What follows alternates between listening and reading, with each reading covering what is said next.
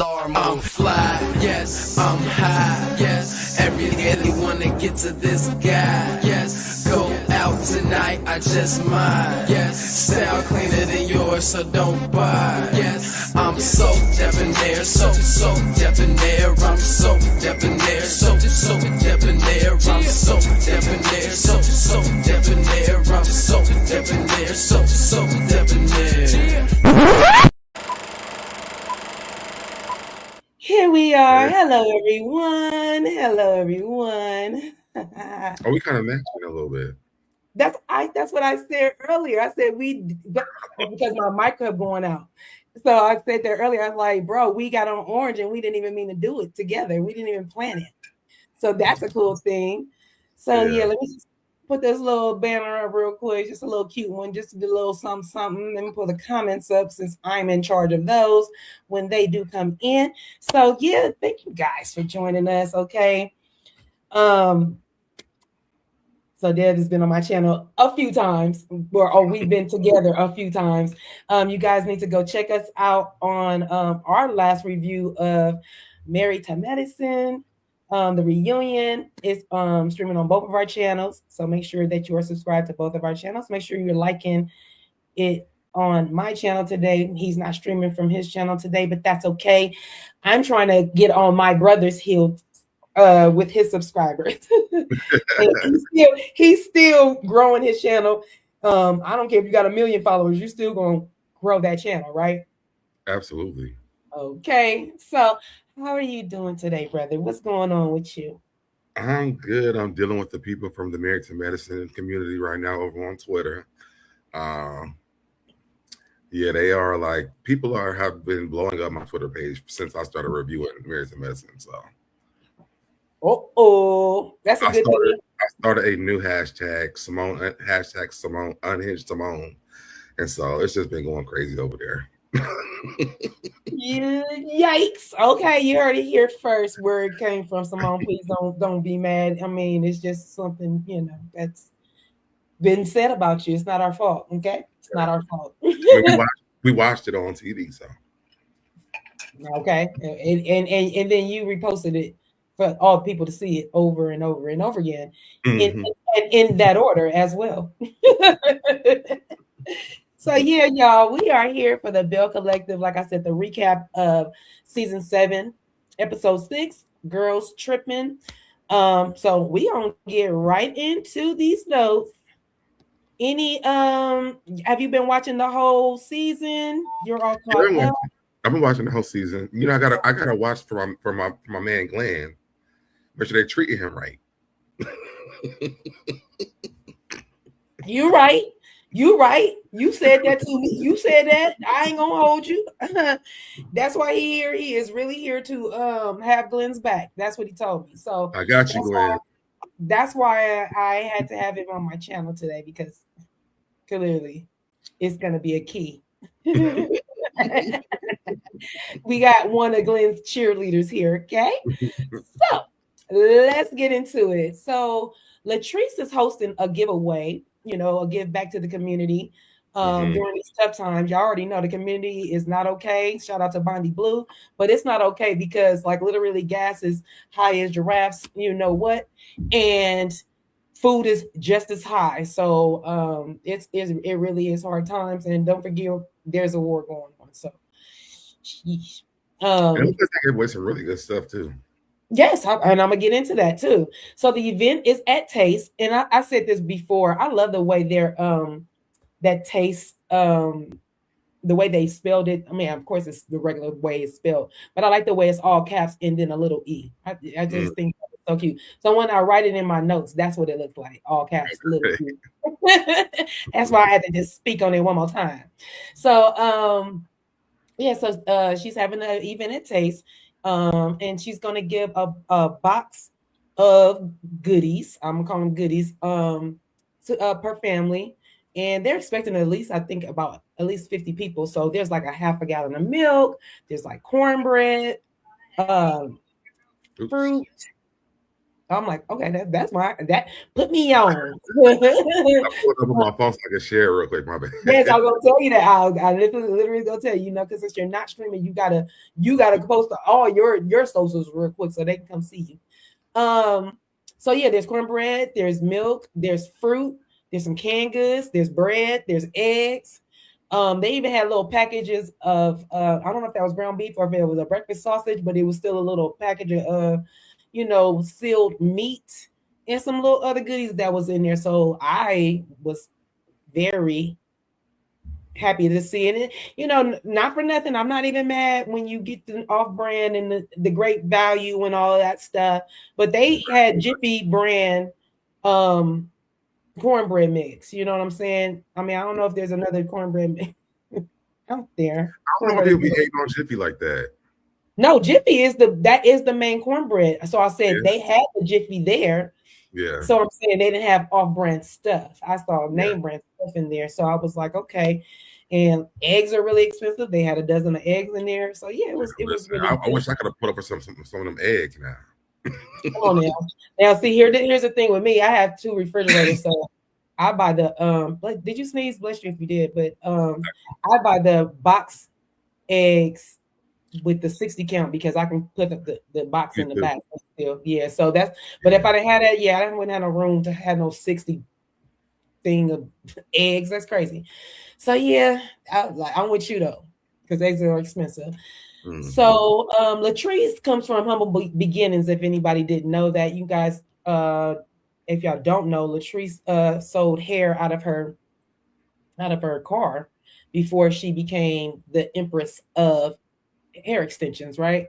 Mm-hmm. So she and then when she was a kid, they show her as a little kid. She said, they were struggling. They wasn't all living. She's living way better than she did then. Okay, so she wants to be an advocate. She's always been an advocate for giving back to the community. So I do like that about Latrice. She doesn't forget where she came from, and I love that about her. Sam.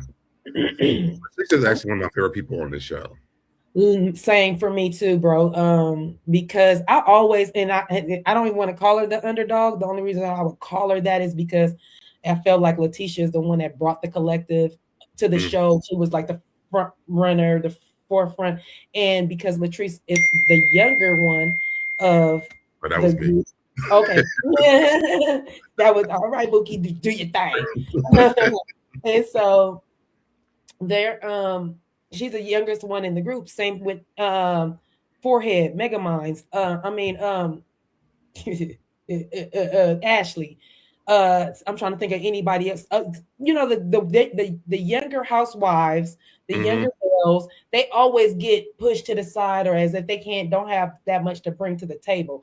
And I'm like, stop doing that to the girls, because we're gonna find out in this episode, out of mouths of babes, honey, somebody got schooled by a kid, a youngster, if you will. Oh yeah. Okay.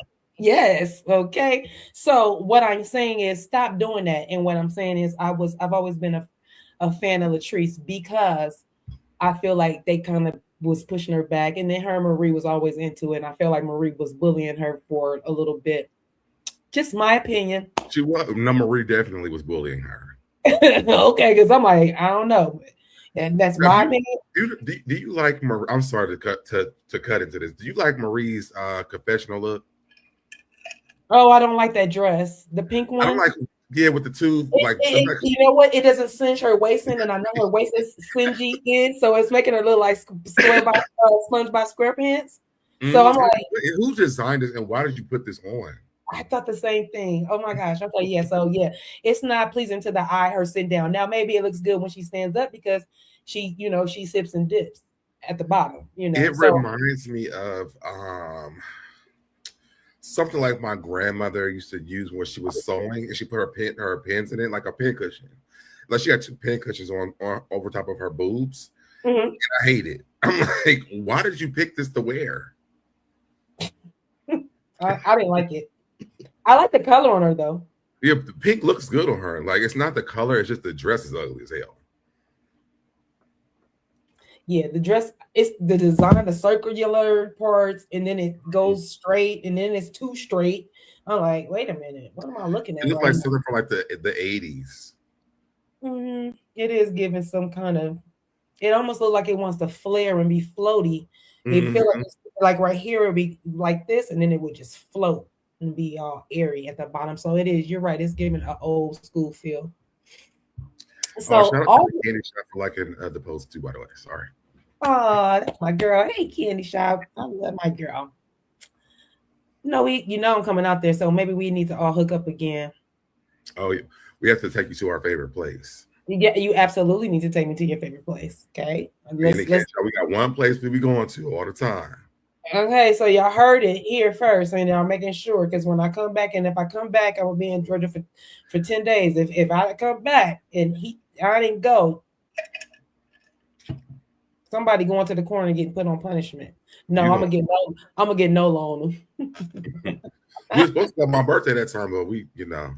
Yes, we was busy. We was busy. Literally and figuratively. You hear me? Huh? I said we was busy, figuratively and literally. Literally. Anywho, so all the bells are going to attend. All the bells are attending the Latrice's function. Of course, they're all invited to the giveaway, the give back, and hold on, where am I at? Yeah, I said at the beginning, all the bells are going to attend. We find out that Latrice, okay, so we find out Latrice had invited Lateshia when they did that sit down in the last episode, how they chop and screwed it. So we find out that, yeah, Latrice was inviting Lateshia to the giveaway, which is nice. I love that. That's for me. That was mine. That's our group chat. I got it. And so I know we're real friends. We in a group chat. pretty much. So Latrice shares with Selena that she and Lateshia had a conversation, and Lateshia does not want to fight with Latrice anymore. So they're on common grounds as of right now. So how do you feel about that? Do you feel like this is okay? Do you feel like I'm glad that they made up. okay. I guess kind of backtracking into the last episode, when they decided to take one thing that they would never talk about again, and when Latrice says that she don't bring up, what did she say? Don't bring up. Latrice said don't bring up about the Amanda and Glenn thing, basically that she anything about it. So they didn't go into specifics. They didn't go into specifics. This don't bring that up. I'm gonna come in and defend for my man Glenn real quick. I'm trying to understand. Was that the truth or not? Like, why is she okay with not even talking about that? And if that wasn't true, I would be more on the side of let's clear that shit up. Because you talking about Lateshia should have been on some. Let's clear it up. Yeah, like clear Glenn's name. If Glenn was in that girl's inbox, and even if Glenn was in her inbox and it didn't even say nothing for real, why did she bring that to the table last season with Glenn? Because Glenn is like, well, I mean, I wasn't really in it. Nothing really came of it. Why was it so important for her to bring it into that game they had about Glenn being her inbox? Like, to me, it didn't make any sense. Last season, it didn't make sense for her that to be the one thing about for this season for her not to bring up anymore for me. I'm just like, was he in her inbox and was he being disrespectful in her inbox? Like, how did it work? Okay, so for me, your man Glenn, he his wife must trust what he said, and she saw the text messages. Remember, they went back and looked at text messages, and this is all that was said, and we didn't get to see much of the text messages, so we can't even decipher. You and I and any of the audience can't decipher what was on those text messages, but it must have been enough for Lateshia to forgive and forget. So with that, Latrice is saying, so if you forgive and forget with your husband, then forget and forget with me, because literally I have really nothing to do with it. And I don't even want to go into the details, because if we do that, did you go into the details with him? You believe what those details were. So I can't bring anything else to the table. So it wouldn't even be wrong of Latrice or it's not even wrong of Latrice. I think that's a great thing to put to bed, because literally Amanda came to her with that. Right. Latrice was like, I agree. Yeah. It wasn't like trying to tell Glenn, like, just stay in my DMs. Don't go to all these other DMs. Okay, Glenn, did you hear this? I ain't gonna tell everybody about it. Shh. It's mom's the word. Mom's the word over here. We don't say anything. No, let me be clear. I have a soft spot for Glenn because I know that him and Lateshia have been together since they were in high school and stuff. So that my soft spot is for that, because I love, and so I wish that would work out, but I feel like that shit might have, and not in a bad way, not like, oh my God, just F Glenn and F Lateshia and y'all shouldn't be together. I mean, y'all just don't work. I don't see it like that. That's not what I'm saying. I just feel like they need to stop stringing each other along. Like to me, I just feel like Glenn, I'm saying Glenn because I feel like Glenn from the show that we've been watching has been trying to work on this marriage. And it feels like Lateshia be like doing extra shit every season. And I'm like, it's the goalpost keeps changing for Glenn every season. Like, when do he actually hit the goal? Because now, and even we'll get into that part later on, but even when she said something on this episode, I'm like, well, are you really? Because you're like basically like separating yourself from him inside of the marriage. You right. So I don't. It doesn't make sense to me. So that's why I came to battle for Glenn today. Okay. I see your point. I got your point. I see it. I can see clearly now. The rain is gone. All right. So Cliff walks in as Selena and them are getting ready for the event. Cliff walks in and hears that Lateshia is coming to the event. So Latrice says that she wants Cliff and Glenn to sit down and have a conversation. Cliff says he don't have a problem with having a conversation with Glenn. Latrice asks Cliff what they gonna talk about. What y'all gonna talk about? And it's none of her damn business. Cliff said the weather. I said, Cliff, for the last couple of times that I can understand you in the last 2 episodes, because brother, you always been mushmouth. Let me tell you something. I've been understanding what you're saying, brother, and you're funny. I see why Latrice like you. I literally, I was like, he's a charming fellow. He is. He has definitely come a long way when it comes to respecting her too on the show. And that's one thing I can say about him, because before he would have still talked to Glenn. He wouldn't really get what she had to say. But now he's learning, like, whatever my wife said, I got to do it. And it's not in a toxic type of way, because even when Glenn did go and talk to him, he gave Glenn a little bit, but he was like, my wife is my wife. You know what I'm saying? Like, he backed out real quick. Yeah, because he don't want to sleep with one eye open. He know better. Because remember when Josh was on, remember they were sleeping in separate rooms across the hall from each other. So I know he didn't like that. He didn't like that. So yeah, you're right. Cliff is catching up and catching on. So yeah, he was like, yeah, the weather. I was like, And I took that as like a pun too, like the weather, like, the temperature is changing. Come on. They have been. It's funny because they have been talking about the tornado and the storms and the tornado Lateshia or whatever it was. She make us bigger on here. Now that I'm looking at it. What with them on here? Us, me and you. I think he makes us bigger on the screen. Yes, that's what I said. That's what I was like. Yeah. I would rather it be. My Virgo tendencies are kicking in. I'm gonna do it like this though. Hold on. That's why I was like, but yes. I can see us better like this anyway, because we know what they look like. We know who them girls is. Wait a minute, what happened? Oh, that's because put us back the other way. I am. I'm about to do it right now. I had it like that. There we go. No, I took them down, and now my thing is doing its own thing. Okay, there we go. All right, we get. No, look, Yes. I think it Reporting live from Atlanta in California.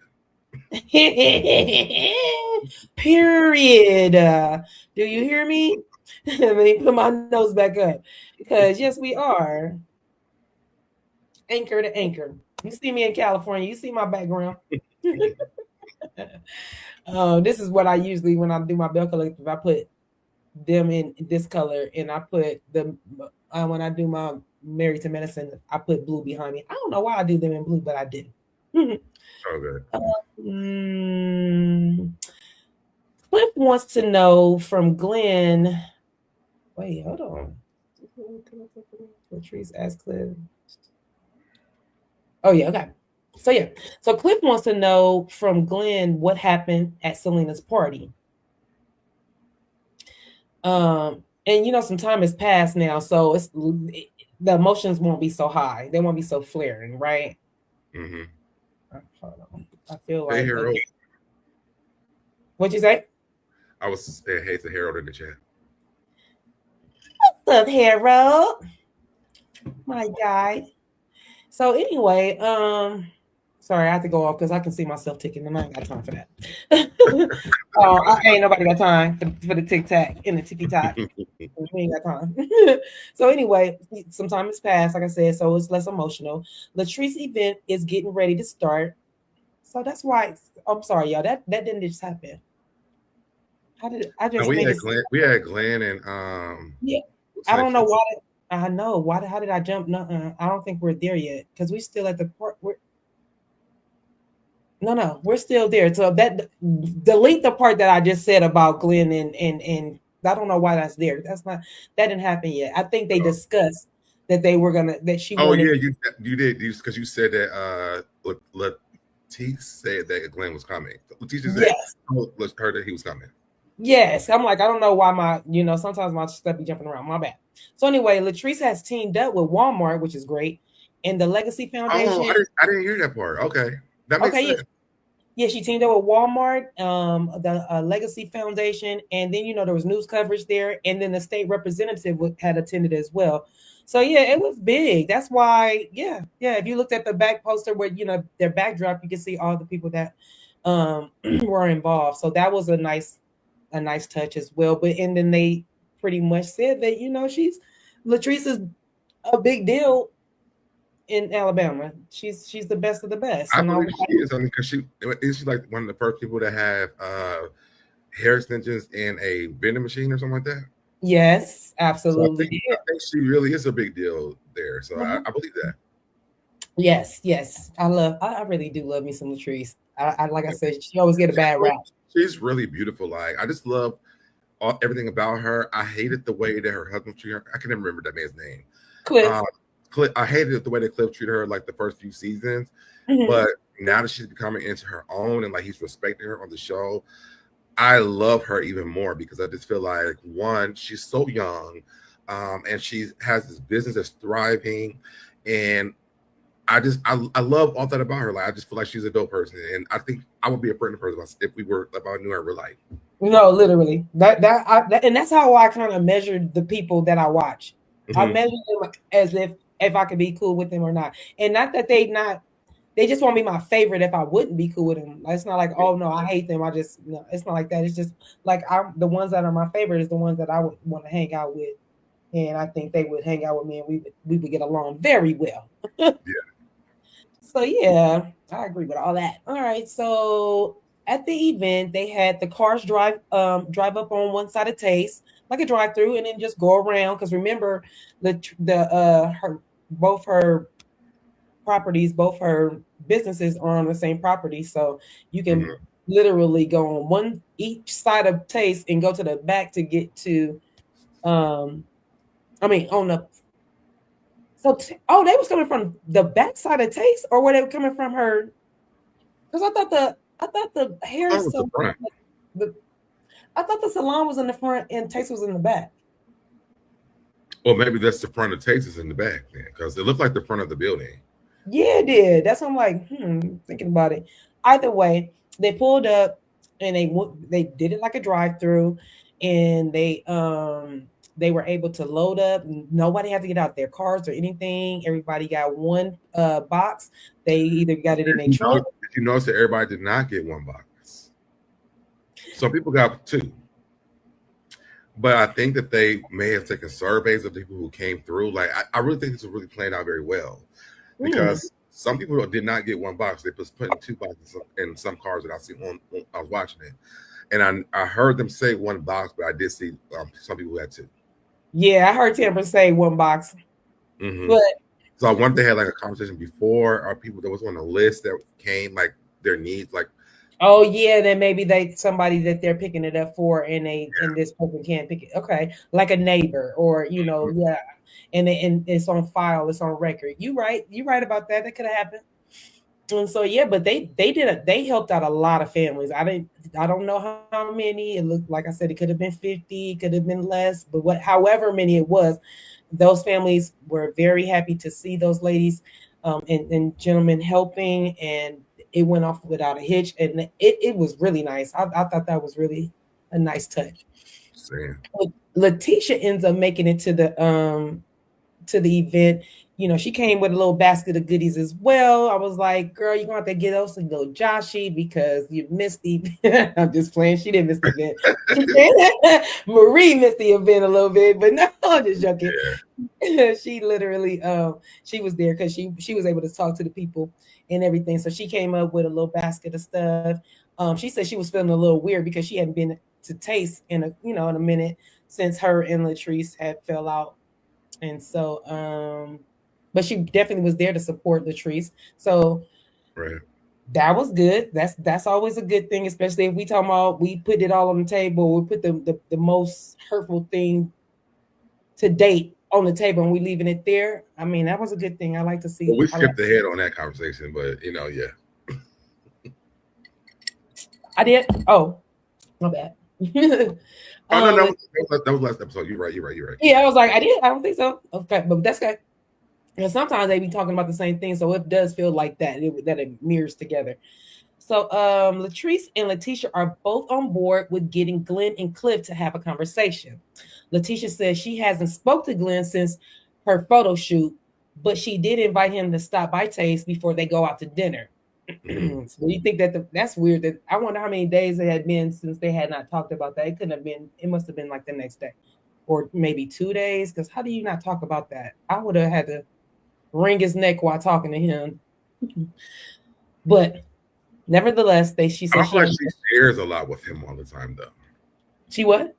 I don't feel like she shares a lot with him all the time, though. Duh.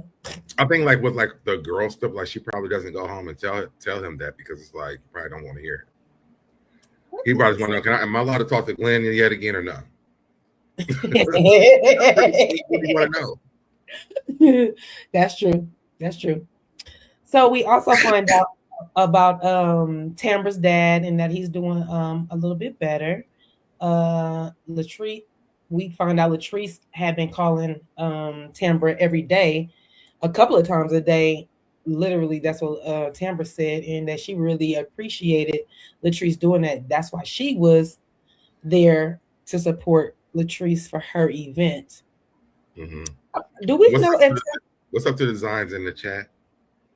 Hey. Okay. I don't know what I can see it on here. I can see it on my. Okay, good. I like. Oh, there it is. It just popped up. Hey, designs. Yeah, my computer is acting real late, so I don't know. It actually came in late on here, but I have my iPad on with the live on it too, so I can see when it actually happens. Okay, that's right. Because I would do that too, but then I'll be doing way too much, so we're not even gonna do that. Bad enough. I got you in the comments. I love you for it. And Design says Glendale has all the money, her too. Okay, that's all I'm saying. You talking about this right here? I'm talking about right here. Glendale has all the money and her too. Okay, I ain't mad. I ain't never gonna be mad at that. So then you put on this. Okay, so like I said, so Tambra, she's there to support Latrice, like Latrice been supporting her all through difficult time with the father for sure. So of course, like we said, they put the last box into the last car, and the event went off. It was a big success. Marie pulls up late, but with a good reason. She went to her grandsons. They had their first basketball game, so we ain't missing nothing with no grandbabies. I don't give a goddamn who's gonna be there. So she was there. Marie's another person where I did not like her at first, but now I'm starting to like her. Right. Marie grew on me as well because, like I said, I felt like she always was coming for Latrice, and I was like, "Why do you do that to that young lady like that? You're older than her. You should." One of my funniest things that Marie says, "That's some bull." Oh, I love when she say that. Oh, I love when she say that. That's some bull. You know when I felt when I got soft on Marie when we found out what was going on with her mom. Yes. When she opened up her medical facilities, and when we gotta call her Dr. Marie. I'm sorry.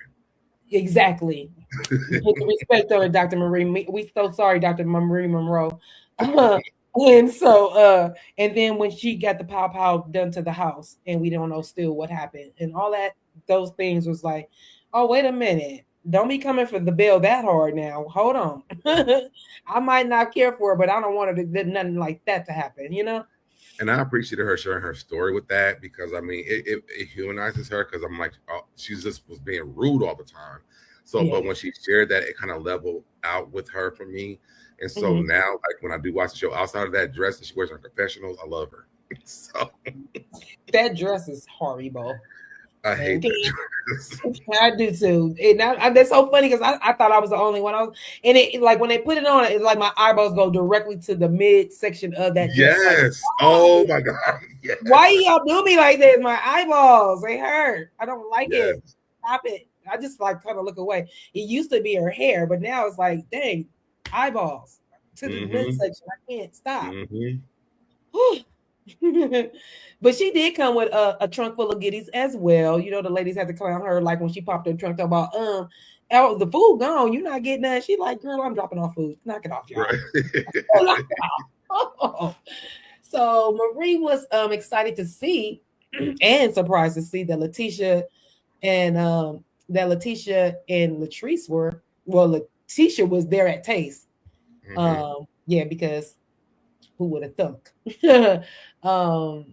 She was like, what did I miss, Latrice? Like, what did I miss? So Latrice let the ladies know that Lateshia took her out to eat. And, you know, they discussed some things. So Marie said, where is Kerri? Where is Kerri, baby? Because she needs to stay out of people's business. And because people will make up. I said, Marie, shut up. We're not talking about you and your business because we know that Kerri loves to be in your business. Right. So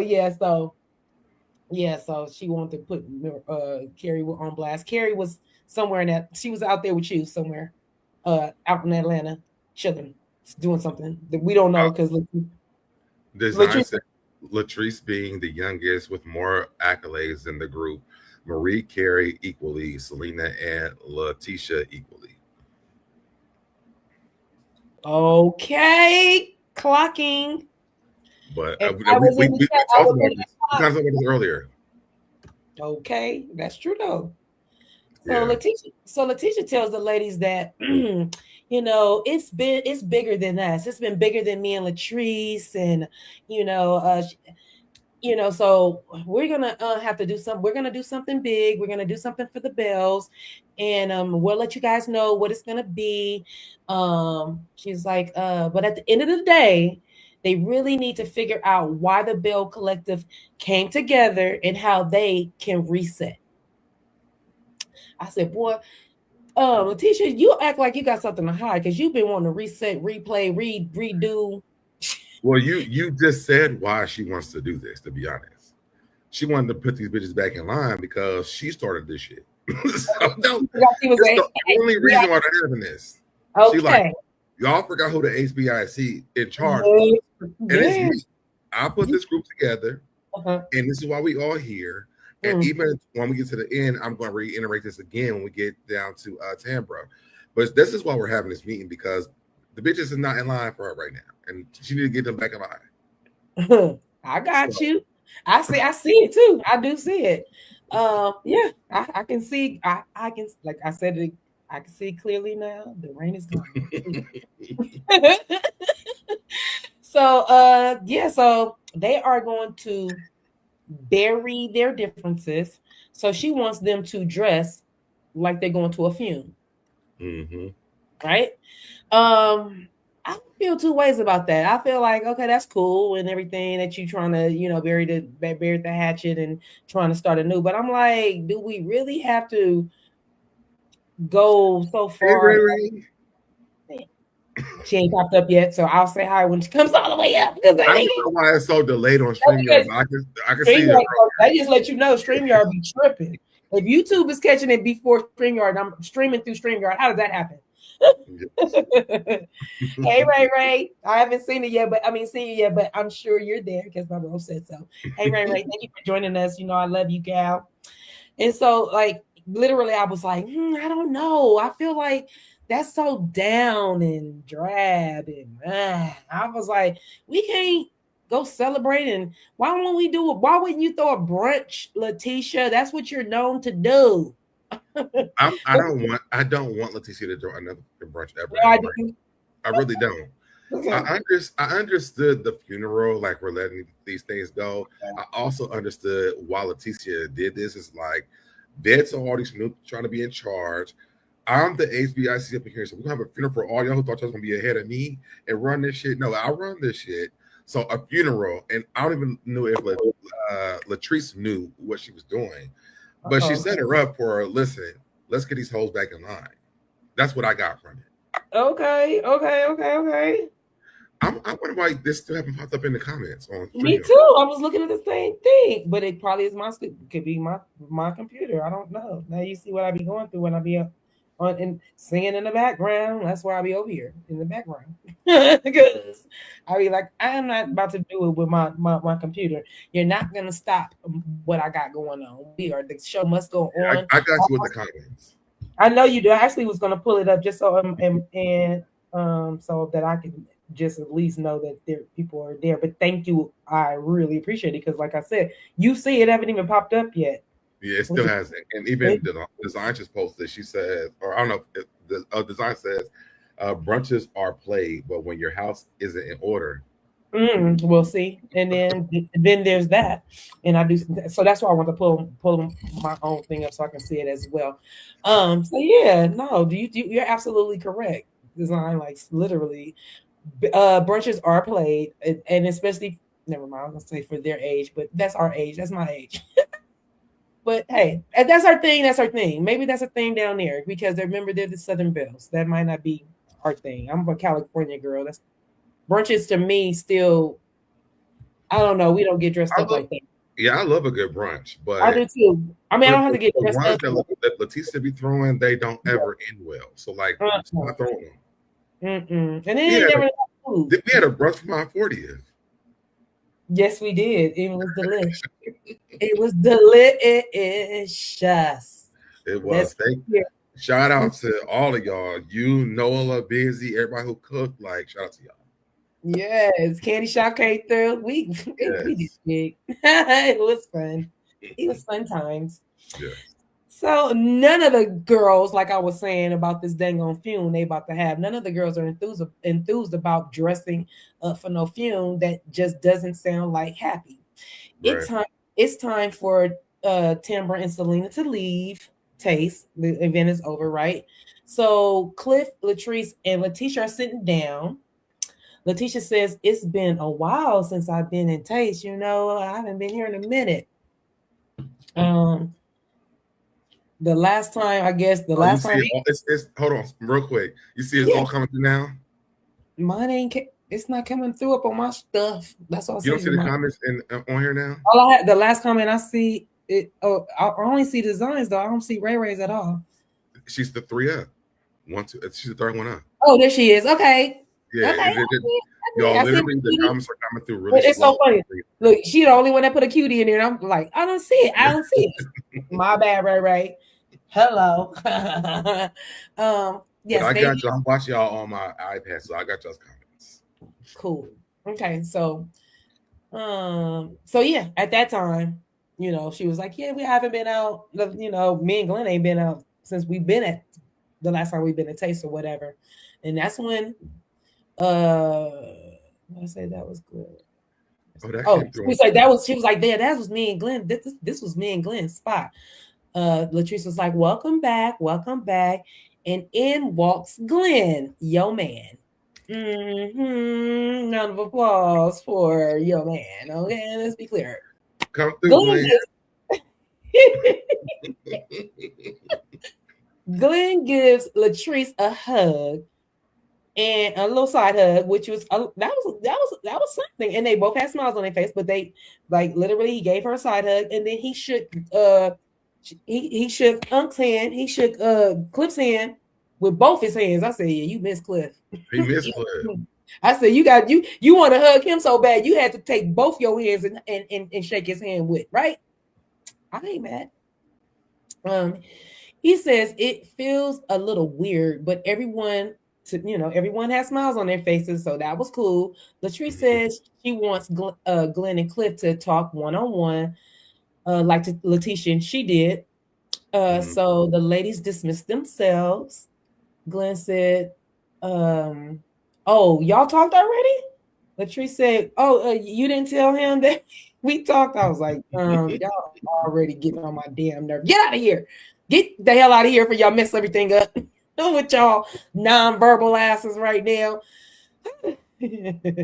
So in the confessional, Lateshia says she was gonna discuss these things and other things at the dinner after Cliff and Glenn discuss whatever they're gonna discuss. They're going to dinner, right?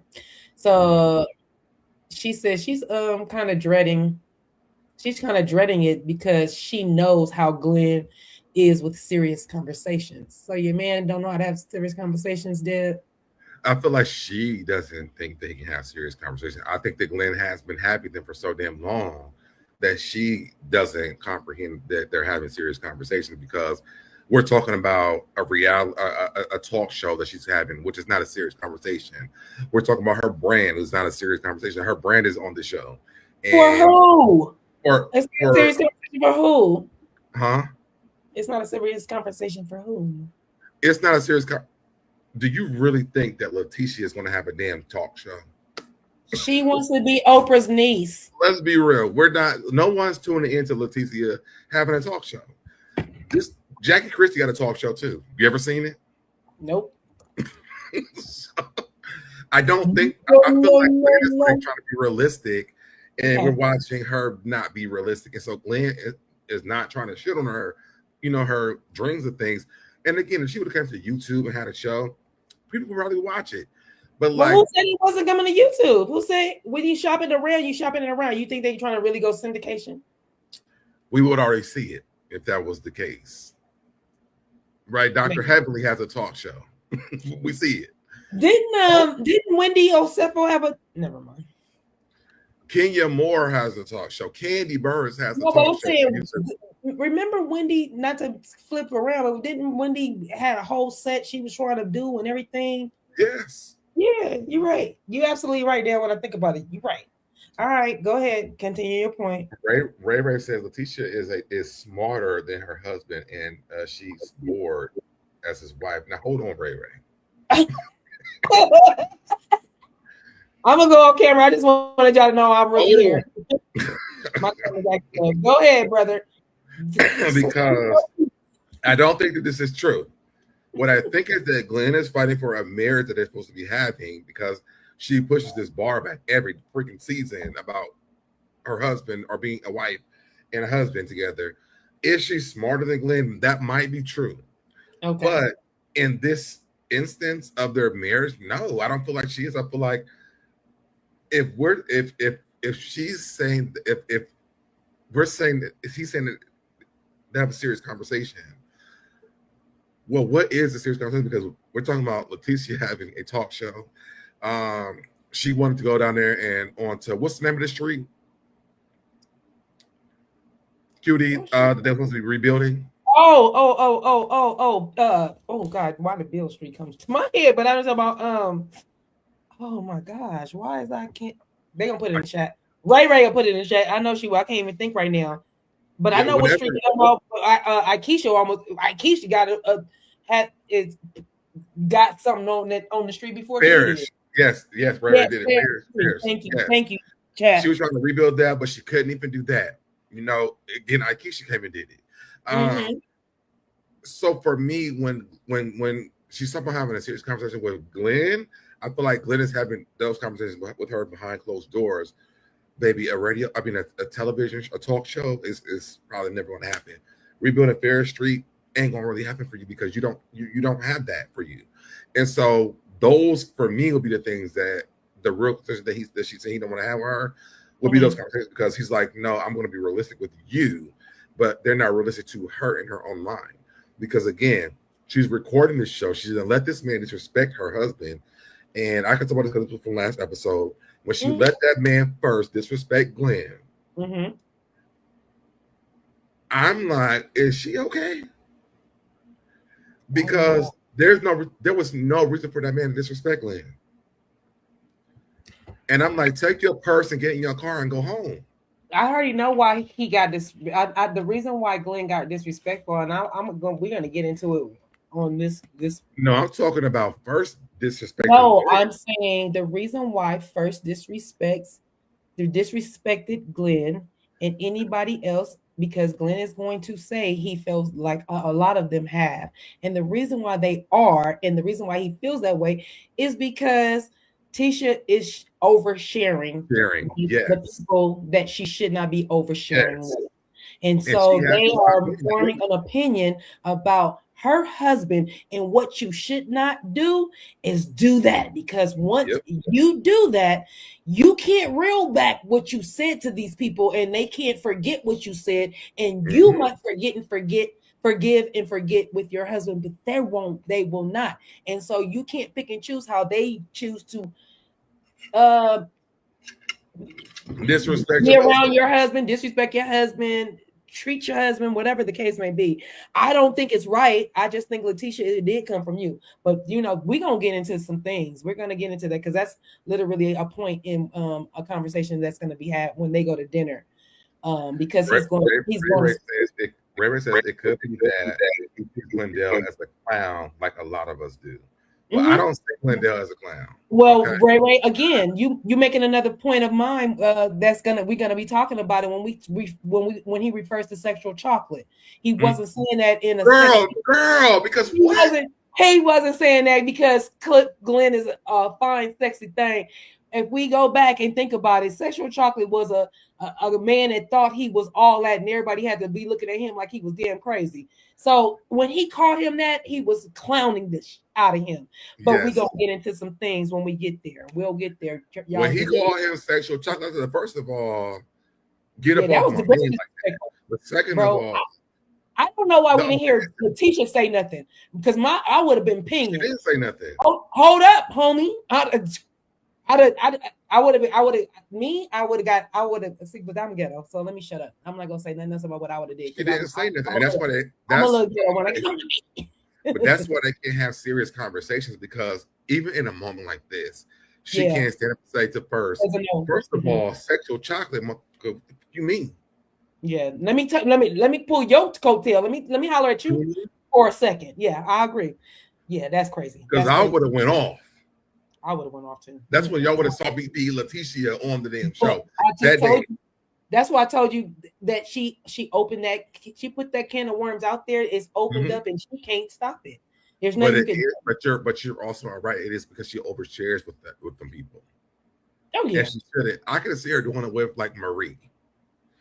Because that's her friend. But you're in your work environment. Your personal life should never be a part of your work environment at all. So yeah, she overshared. She did. And I'm speaking from experience of having to do this shit on social media with my damn ex. So I know this for sure. Right. So But go ahead. So I just went off because you're breaking up Glenn. yeah, I know you get passionate. I know, I got it. So in the confessional, Lateshia says she was gonna discuss things. Okay, I'm sorry, I have messed my place. So I already said that part. Glenn started off by saying, okay, so Glenn started off by saying he's been wanting to have this conversation. He just didn't know how to present it. Mm-hmm. He had a lot of mixed emotions going on, and he looked up to Cliff and still does. Glenn says he was looking for Cliff to be vocal like he always is. He's a very outspoken person. Cliff says when the situation happened with Amanda, you said that me and my wife was trying to break up your marriage. Cliff said that hurt me. We was tight. You called me unk. I looked at you like a nephew. I was like, you better tell it, mush mouth. You better open your mouth and Wait. Oh, okay. I'm sorry. Go ahead. I'm listening. I'm like, wait a That's minute. okay. I I'm listening. ain't saying nothing about your man. I'm Calm following. down. I'm Your following. ears is too perked. You perch down, sir. Bring it down a little bit. Ain't nobody about to get on your man. I told you I don't have it in me to go that off on Glenn. I feel like Lateshia is bringing a lot of the stuff to herself. So we'll get there. So anyway, so he looked at him as like a nephew. But he said, but when you did that, it took a lot for me. My wife didn't want me to talk to you. I got to get some rest and some sleep. I told you he didn't want to sleep with one eye open. He did not want to do that. He said, I needed to sleep and rest. So I need to stay in cahoots with my wife. Right. Glenn says he gets it. He wasn't trying to cause any commotion. Latrice walks in with 2 drinks. She walks in. What do you think those drinks were? Some Hennessy, some cognac. No, wait, they might be whiskey because they're in the South. It was probably whiskey. It looked like Long Island iced teas to me. No, Long Islands are very much bigger than it. That was a straight shot of something with some ice in it. So I think they made a big one and poured that 1 cup into 2 glasses. Are you crazy? Now you trying to say that the Rogers are chintzy? Don't you do that? Don't you damn do that? I'm gonna get on your case. Don't do that. It wasn't a Long Island. I drink Long Islands. I drink straight liquor with a little bit of ice in it. It definitely probably was whiskey. Cognac is a little bit darker than that. I ain't mad at a little Long Island though, but you know, my go-to if you're a clubber, as these young kids, young adults are, when you don't have a lot of money and you gonna got to get that one good drink, it's always got to be a Long Island because it has all the alcohol in it. Like that's especially the one. If you want a budget, that's definitely my go-to. That is the one. You go with that, and then you good for the night, or we good for the next drink, but you really good. That's the one. Okay, so anyway, you're so funny talking about they had one drink and she split. Smack you in your head. That's crazy. Let me go get them some drinks. I'm like, is that the one? Okay, never mind. Not. No. So Latrice walks in with those 2 drinks. She walks in with the 2 drinks. She gives one to Glenn, one to Cliff. Glenn says, oh, that's nice. He looks at Cliff and he says, let's switch drinks. I was like, oh hell no, not. And they both laughed at it. They thought, so you can see the sense of humor and how they get along, and they're real friends. Yes. And that's why Willie is no longer on the show, because Willie and JJ, boy, them fools, the 4 of them together. I could not stand JJ. Oh my gosh, JJ was too much. But I'm just saying, I don't know who Willie is, but Willie is Akeisha's husband. Oh, okay. But you know what's so crazy? You even said her earlier. I forgot she was even on the show. Akeisha? Oh no, that's my girl too. Yeah, she was my girl. I was sad to see both of those couples leave, but that's why did she leave the show? Because she didn't feel like she was being portrayed, I'm sure, in a good light. She didn't feel like that Glenn and Cliff weren't probably a good fit for her husband to be hanging out with. And it's not like because he was never even in town. Well, when he was in town, it wasn't a good fit. So, and it just looked like JJ and Willie got along really good, and then they were like they were clicking up. That's why I be like, I know why JJ and what So Gucci I be talking left. about women are emotional. I be like, and men are not emotional. They get in touch with their emotional sides. If y'all don't knock it off, they get so emotional with their own boys. It's ridiculous. I think in a small town like that too, I can understand it a little bit more. True, and Willie's not from a small town, so he didn't fit in the clique. He's like, I don't understand none of this shit that's going on here, but yeah, y'all have it. You know what I'm saying? And then also with JJ, I understand why he left because So Gucci, Selena, Selena, So Gucci, that's why. But they're always gonna be family, so they're even if they're not gonna be on the show, they're which I really do feel like I really wish that she would come back. Who's So Gucci? Yeah, I wish she would come back without the name So Gucci too, though. Because I like Sophia. I don't know why she would do that. Sophia's a pretty I hate that stupid ass name. But I also think that her getting along or them fixing their family on the show would show that blended families work. Again, this is kind of why I like, Mimi and Steve showing the autism on Married to Medicine. They had the opportunity to show like blended families do work.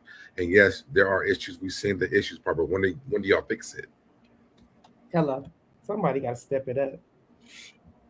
All right. So Glenn was saying that Cliff is a very outspoken person. Cliff says, when the situation happened with Amanda, you said that me and my wife was trying to break up your marriage. Cliff said, that hurt me. We was tighter. We were tight. You called me up and I looked at you like a nephew. But when you did that, it took a lot from me. I said that. My wife didn't want me to talk to you. I said, all right, okay, I'm sorry, y'all. I had to go from my phone, off my notes to my phone. Because everything you all tried. Hold on. Glenn says he gets it. He wasn't trying to cause any commotion. Latrice walks in with the 2 drinks. I say that. They did the whole drink. They swapped the drink. And in this moment, when they swapped the drink, which is fine, they laughed about it, but they really did swap the drink. And Glenn really did feel a way about it because he really was like, you can't be too careful. And I'm like, wait a minute, are y'all supposed to be starting over friendship and you already starting out with distrust? How does this work? He's being friends with Cliff, not the wife probably spit in that drink. So I feel Glenn. Y'all are nutty buddies. I'm not spitting nobody's drink. That is I spit. I don't want to drink it. That's crazy work. But okay, if you think that's fine. That's fine. I think that's what Glenn no, I mean they are from the South and they did that to Suge Avery. I guess so. I don't know. I don't be thinking like that. It ain't no new shit. I didn't say it was new. That's why. Yeah, you're right. I said I had to think about where we at, what we at. You might be right. So Latrice was like, "You can give it back. You can give it back." I was like, "I know. Don't be wasting no liquor now." And shit, both of them probably would have spit in damn Glenn's drink. To be honest, Lateshia and Latrice, because I mean they're not on good terms. So I cannot. They are literally in there. If they was at their house, one thing, they're literally at their establishment. That's why I wasn't thinking like that. But anyway, they don't trust anybody. Glenn, no. If you ever call me, let you not tell him. I know. Glenn said that. He said you just never can be too careful. Absolutely. He said that. All right. Latrice goes back to tell Lateshia to tell her what Glenn, was talking about. Well, she told him that, he wanted to switch the drink. She was like, oh my gosh. And so she thought he was about to poison her or something, or poison him or something.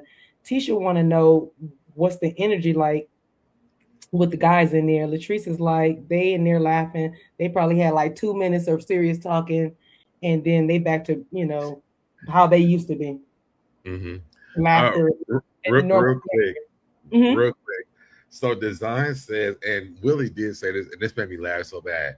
Willie said he couldn't understand Cliff's mom. That's why I call him Mushmouth, because he literally, I don't know, it was way worse. It was like it's so true though. It's so true. You can't understand nothing he's saying. And then Ray said they need Amanda as a friend of the show. Yes, they do. Yeah, I could see that happening because Amanda is outspoken and yeah, she's not afraid of the camera and she's good. She's good TV. Yeah. Let's see if Um, I read those because I still don't see them up on here but you already know the HBIC is not going for at that. all. And she's not going for that. Especially if she's on a rebirth, a reboot, a everything. No, she's not going for that. Every season is a new rebirth or a reboot. A reboot, a rebirth, a re this, a re that. I'm like, man, you rebooting, and she's rebooting her marriage every season too. But you know, Right. Now she's always rebooting that marriage. poor Glenn. Oh, my thing.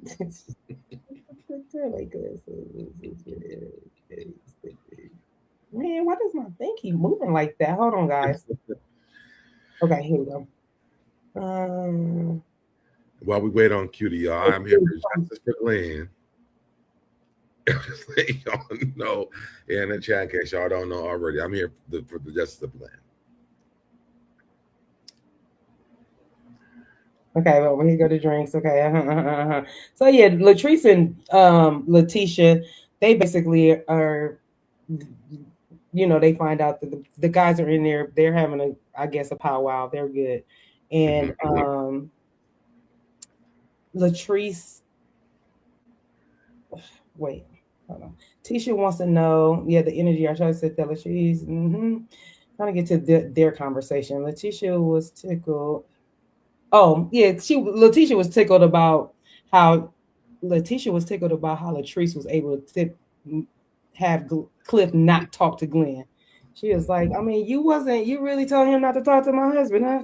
She was like, I mean, what they gonna talk about? We not talking, so what is there to talk about? Basically, I was like, yes, that's true tea. That is true tea. Designs don't leave us. I am here for Glenn, but don't leave us because. See, this is why I had him on. When he said he was gonna be pulling up Glenn and got his back, I was like, oh yeah, yes, come join me tonight. Good. Glenn is a good man, Savannah. Oh, I cannot. Anyway, Lateshia and Latrice discuss how they want to meet.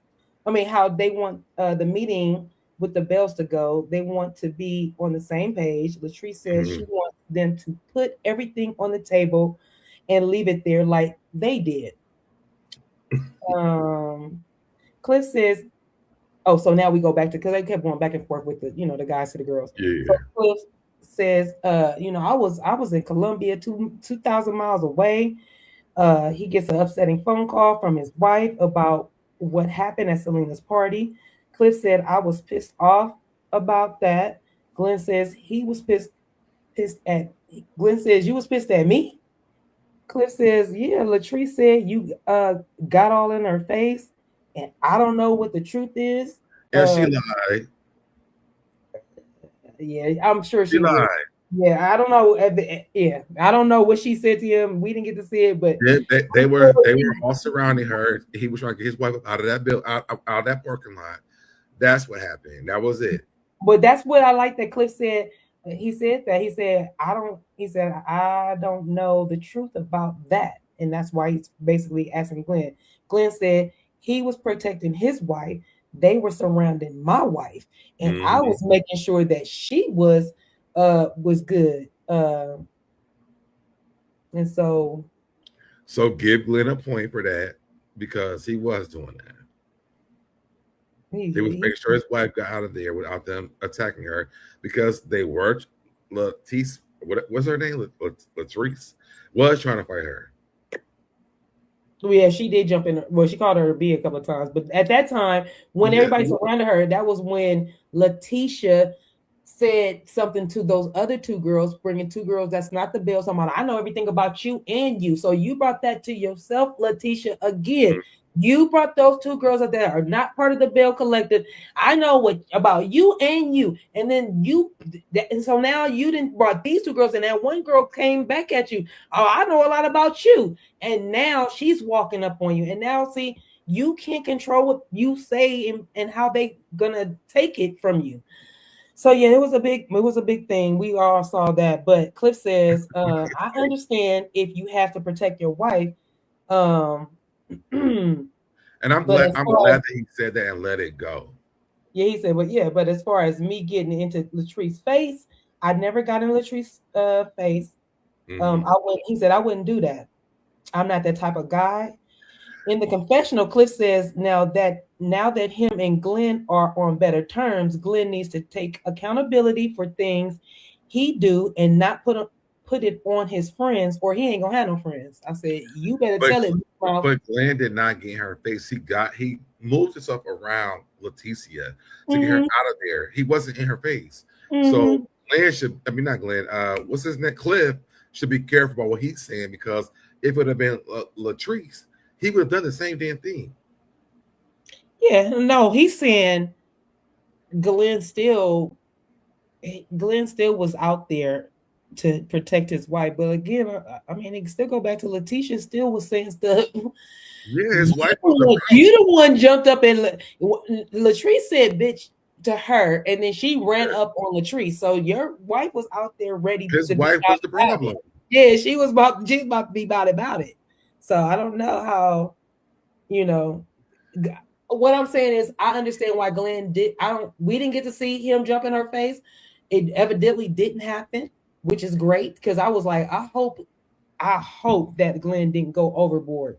And the way Latrice made it sounded like he might have went a little overboard, but he said he didn't. Let's get into these comments a little bit. So Yeah, Design says Carlos needs to do better. Is he running? Is he running this?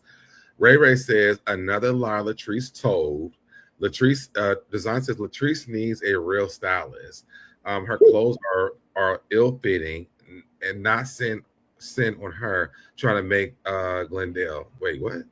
Her clothes are ill fitting, not sent on her, trying to make Glendale. I don't know what that part means, but no, Latrice Leticia. Because you brought up Glendale, so I don't know. Yeah, because wait, so you were saying Lateshia needs a stylist or Latrice needs a stylist? That's what Design says Latrice needs a real stylist. I'm sorry, Latrice needs a real stylist. Mm-hmm.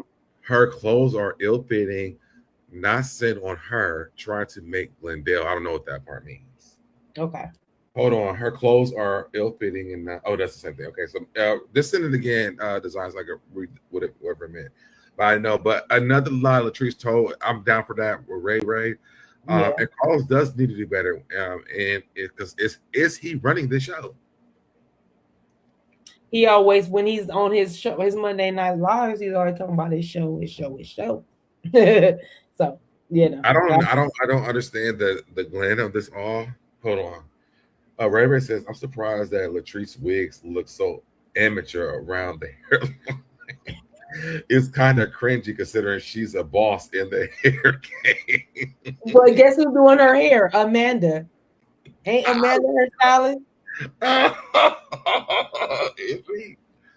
Is she? I think Amanda's her stylist, but I'm gonna leave it alone. I don't know. But I do see that though, because I remember seeing like I don't know if you can see the glue or you can see where her skin and her I can see. I was like, uh-oh. That's why I don't yeah, we gotta be careful with that stuff.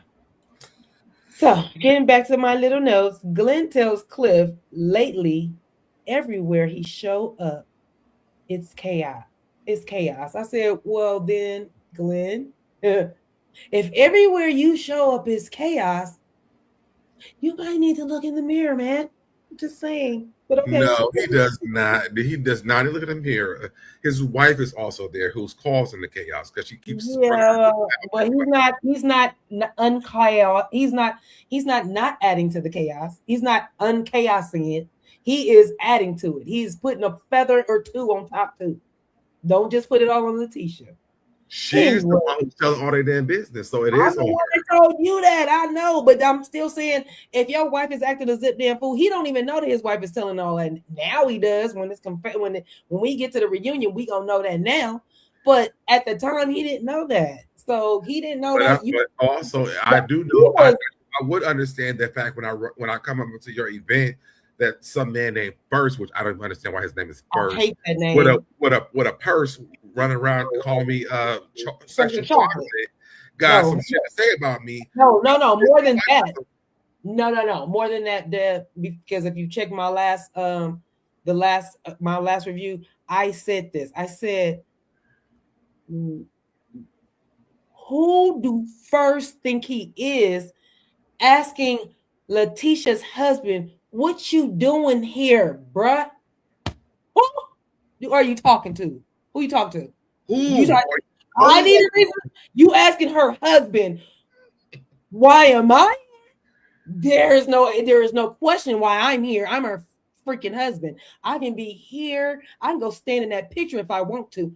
Don't get it twisted. So I feel what you're saying, brother. I feel it.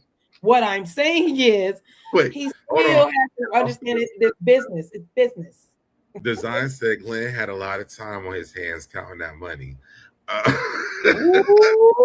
And Ray said he needs to stop showing up. LOL. No, if that's my wife, I'm able to show up wherever my wife or my husband is, whatever it is. I'm showing up if I want to. Also, we're working on the marriage. Like I'm trying to be here to say I'm supporting you. Well, I do not feel had a discussion. You should have texted me. Hey, babe, what you doing? Well, babe, I'm at the photo shoot. But I knew what you're doing. If you gonna lie or you gonna there's etiquette, brother. I understand you want. Yeah, that's his wife. But if y'all not in a good place and she's doing business and she's not including you, you don't just go bombard into her business, because if she was working in the corporate America, you're not just barging in on her meetings. You're not just coming in. America, though. I didn't say she was. I said if she was, but literally, I don't care what she's working in. She's not. You are not. I said this on my last review. You are not CEO of her brand. If she made you head honcho over her brand, you would have some say so, but you're not. So what you got to do is sit back, and let your wife handle it. You have a problem, you need to go talk to Tisha about it. And First was out of line. He never should have walked over to her husband, asked her husband, what is he doing here? What are you talking about? They could have only had that one issue, but then we have First as an issue. So now all the issues go out the window, because First, his britches is real big. His balls hanging really heavy. Because why do you think you could talk to me like this at all? And yes, I'm going to meet me outside in the parking lot because I got some for you. I don't feel that Glenn was wrong showing up. And I think for me, because when my husband was working, I don't give a damn. We on good terms, bad terms. I'm showing up at work. I'm showing up. He's a pastor, so I'm gonna show up there. You can't. I mean, I can do that. So I don't feel like Glenn was wrong showing up at that photo shoot. No, he wasn't wrong. What he was wrong at is that he couldn't keep his cool. Because let's be clear, First was wrong for saying it, and I don't know if he designed it. If she's still sleeping with Josh, she probably is, because that's her comfort. So she probably is. But First was out of line for asking her husband why is he there. Josh? The son, their son, Glenn and okay, Tisha's son, and. But First, Glenn was out of line when he said, I want to be on all the CC'd on all the emails and yada, yada, yada. And then First walked in there and was like, you're not going to be on what emails you going to be on, bruh? And then at that point, Glenn started pointing in that man's face. Glenn started pointing in that man's face on ball. Don't you have something to manage? Aren't you the manager? So that's where Glenn chaos, what you just said, he was not chaos, came in, took over his body, and not once but twice. Because why are you talking? The other word, unhinged. We can use unhinged if you like, because if we go back to now, we're not gonna call Glenn unhinged. We're not gonna call Glenn. Okay. Well, we gonna call it chaos then. Okay, but you see, he was chaos. It wasn't just Lateshia. He brought it too. So all I'm saying is they should have had a conversation. He should have texted his wife and said, hey, Tish, what you doing? Or I see you at the photo spot. I was gonna come through. It's just communication, and they don't have any, and that's all it's been. That's all it's been. But I feel like First should have never even talked to him at all. Like him and his wife having a conversation. First should have kept his first thought to himself. That should have been it. Because if I'm Glenn, I do want to be. Now that you're doing this, I want all the emails. I want all the stuff that's going on here, because you are with me right now. So that's that. I also want to bring what Ray Ray said. Ray Ray said, G.I. Glenn Dale has started his own business. He has no business trying to control her business. He didn't fail. She made him quit. She can't make him do nothing. Get out of here. Stop it. She now. made him quit that trucking thing. She made him quit when he bought a damn truck. What you talking about? Because he wasn't going to be at home and she worried about him cheating. She made him quit the job. No, let's not. She didn't make him quit. He went back to the oil. He was going back to go make the real money with the oil refiner or whatever he was doing. I think oil. And you know what? Y'all probably do think that, but when me and Glenn lay down in this bed at night time. Tell me what the pillow talking was. Tell me, please, enlighten.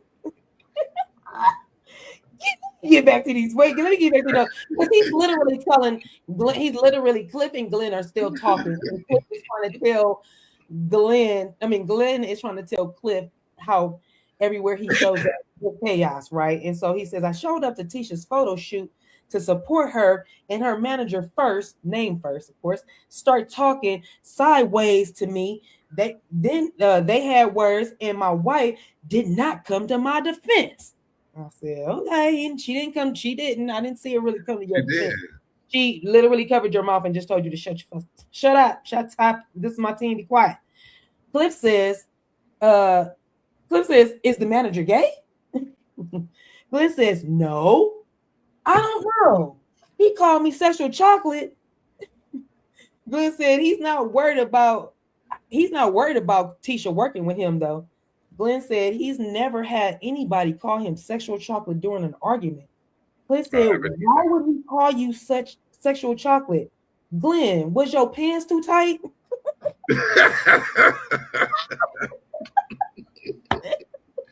He says, you gotta stop wearing them pants, man.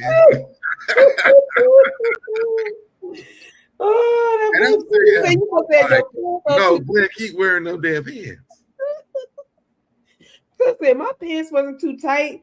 You better leave. He said, you better leave that alone. Cliff said, you better leave that alone. And that was the end of that scene right there. That cracked me up. When he said, did you have your pants? Oh shit.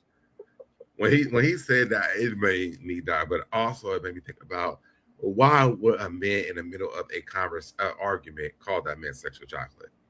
I told you what the idea is. It's literally because he thinks he is bigger than he is.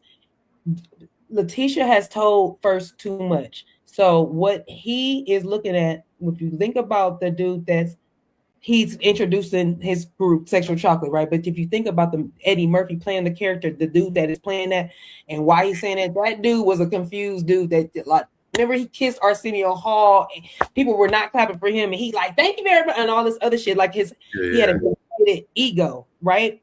Right. So I think that's where First was going with it, really trying to tell him you really a non-motherfucking factor, to be honest.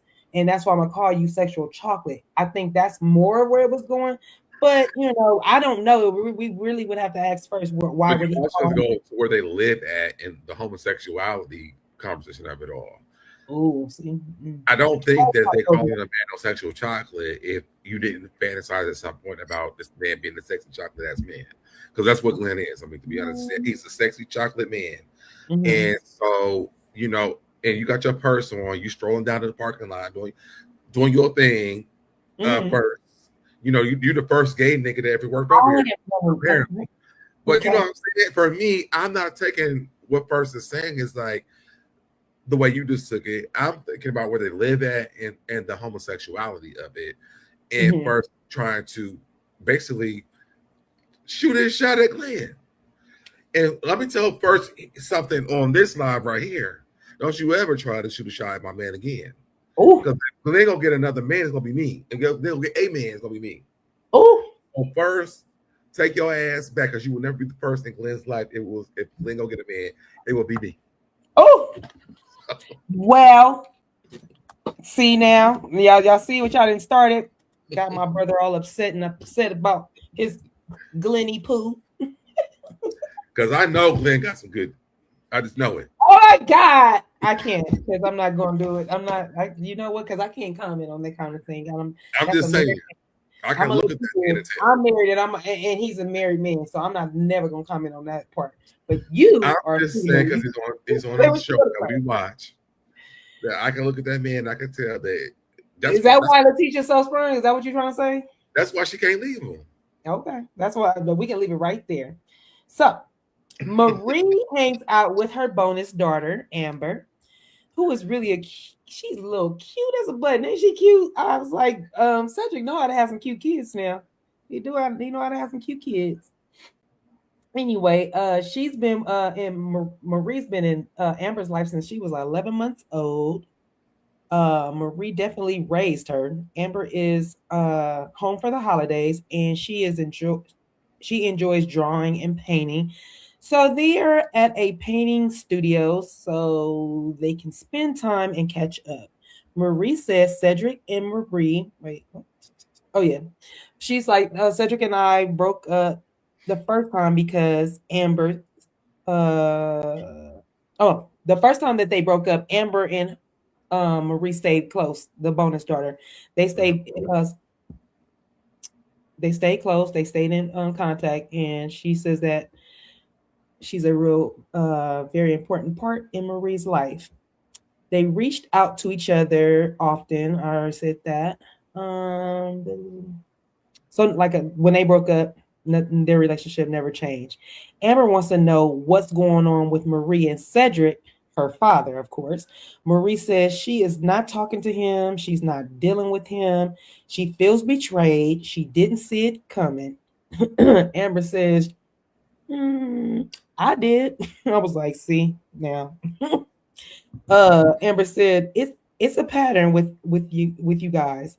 Marie and her dad, they have she was like, it's a pattern. He lures you in, and he gets you for a little bit, and then y'all back together for a little while, and then it just don't work. It's like it just doesn't work out.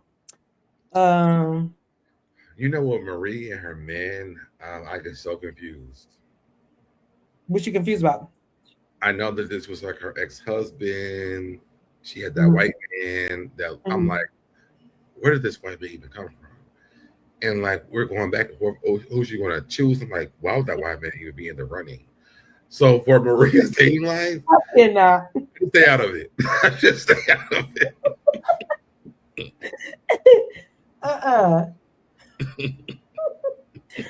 Leave Maria alone. And she wanted to try some white chocolate. She wanted some white cock. I don't even want to hear that part. I don't either. But when Marie was dealing with it, so I'm just like, they were dating. They were doing. When I saw that man, I was like, Marie, stop. But then I seen that dress that she has in confessionals. I'm like, maybe Marie just makes bad choices all the time.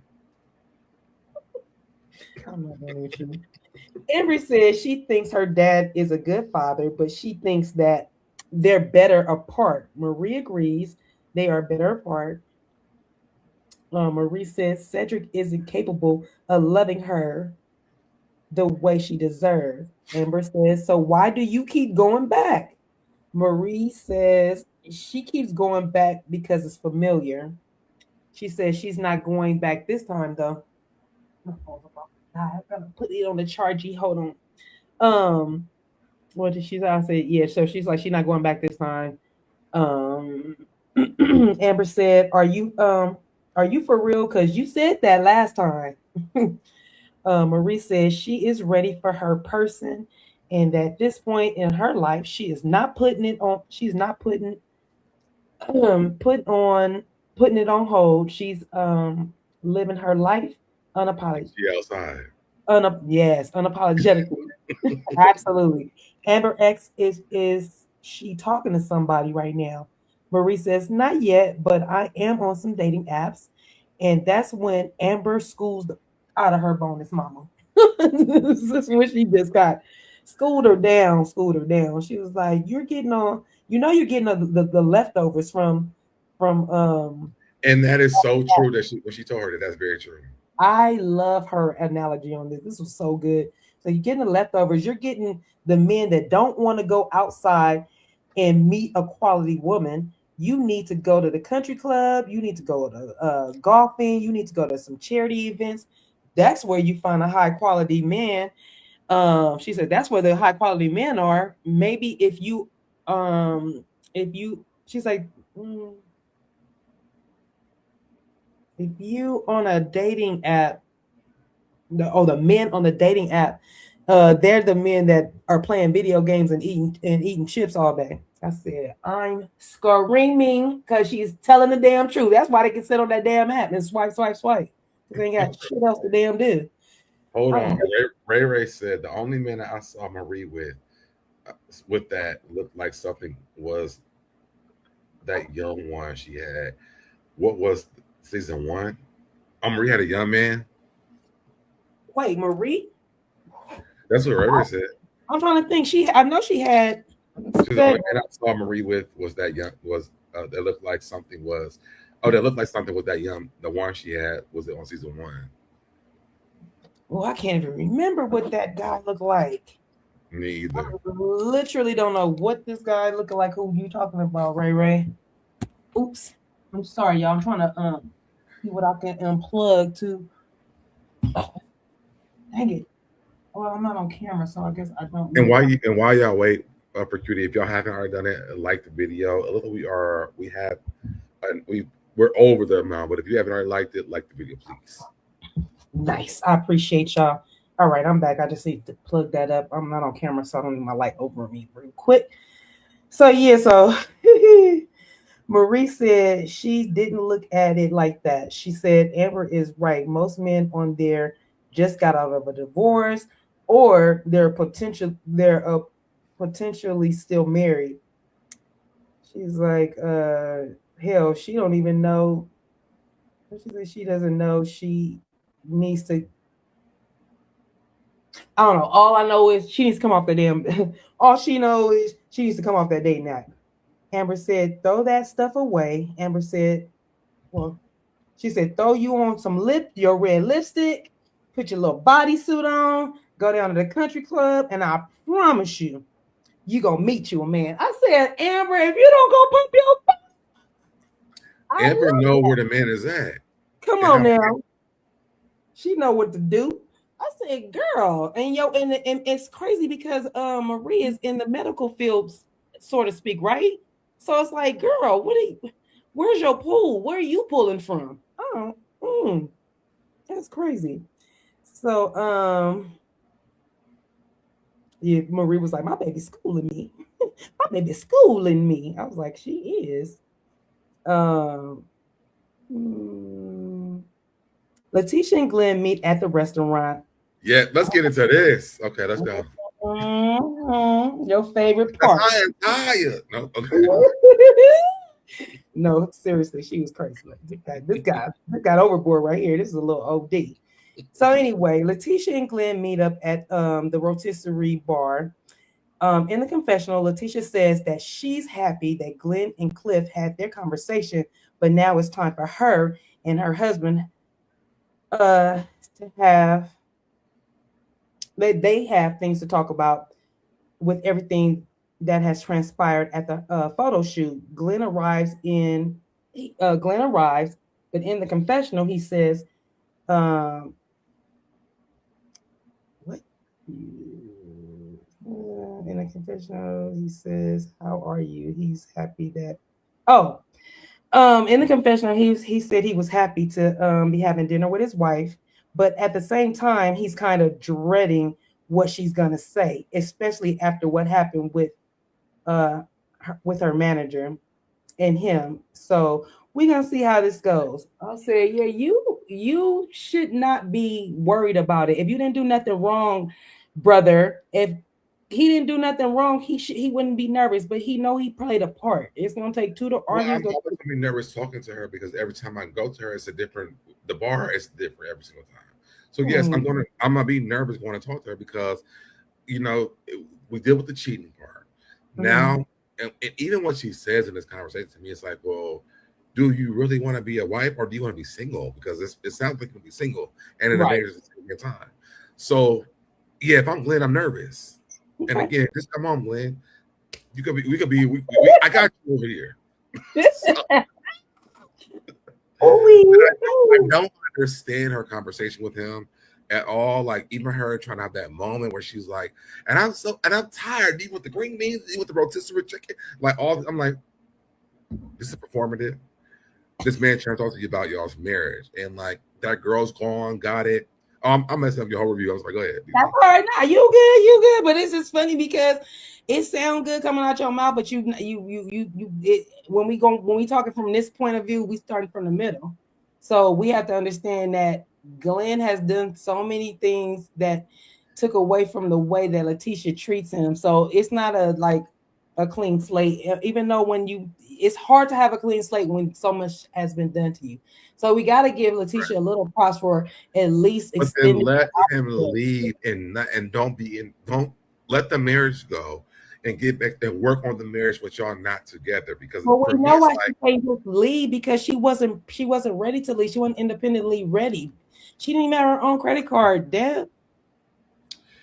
but she has a job. We watch her on TV every season, so she has a job. You're more ready than a lot of people are. I don't understand. Like Yeah, leave but him. she also been under Glenn's thumb, your man's thumb. Remember they've been together since she was a kid. So she's thinking that's the only man she's been with, and this is the man of her dreams. And I've been living like the Bible tells me to do because it tells me to obey my husband. That's what she does. I mean, And so now there's the main problem right there. and there it is. And now she's learning, she's relearning. Remember, she's rebirthing on a lot of things. So she's doing that here too. Now it's taking her a long time. She is taking a scenic route, but she's Design says staying together for the son who was closer to 18 than what? Staying together with dysfunction. yeah, craziness. Yeah, that's why I'm saying she's right there on the cusp. Maybe she needed to be talked off the ledge. I don't know, but it's getting to that point because we clearly gonna see in this moment. I feel like Lynn wants to fix the marriage, and I feel like she's like, but she came to us like last episode before this. She wants to be celibate. Now Right. she wants to be in. She wants him to be a husband, but like he can't be a husband. Like she's confusing to me. For me, I can't even be mad at Glenn at this point. I'm sorry. And even even to my love for Glenn, when it comes to her, I'm so confused. Like, what do you actually want? I agree. That's literally what Glenn. Well, she's gonna tell him. Since you're asking, I'm gonna let Lateshia speak for herself. Lateshia starts off by telling Glenn the photo shoot was a whole lot. Glenn says you need to learn. You need to learn how to control your people. Now, let's be clear. She can't learn to control He didn't anybody.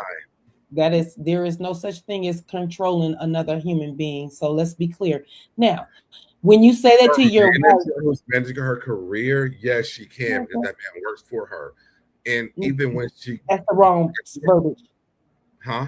That's the wrong verbiage, though. She can't control. You need to control your people. No, it's not control. No, you need to let your people go if they can't respect me or you. That's how where they're from. So that's what from where they're from. That's how he's going to talk.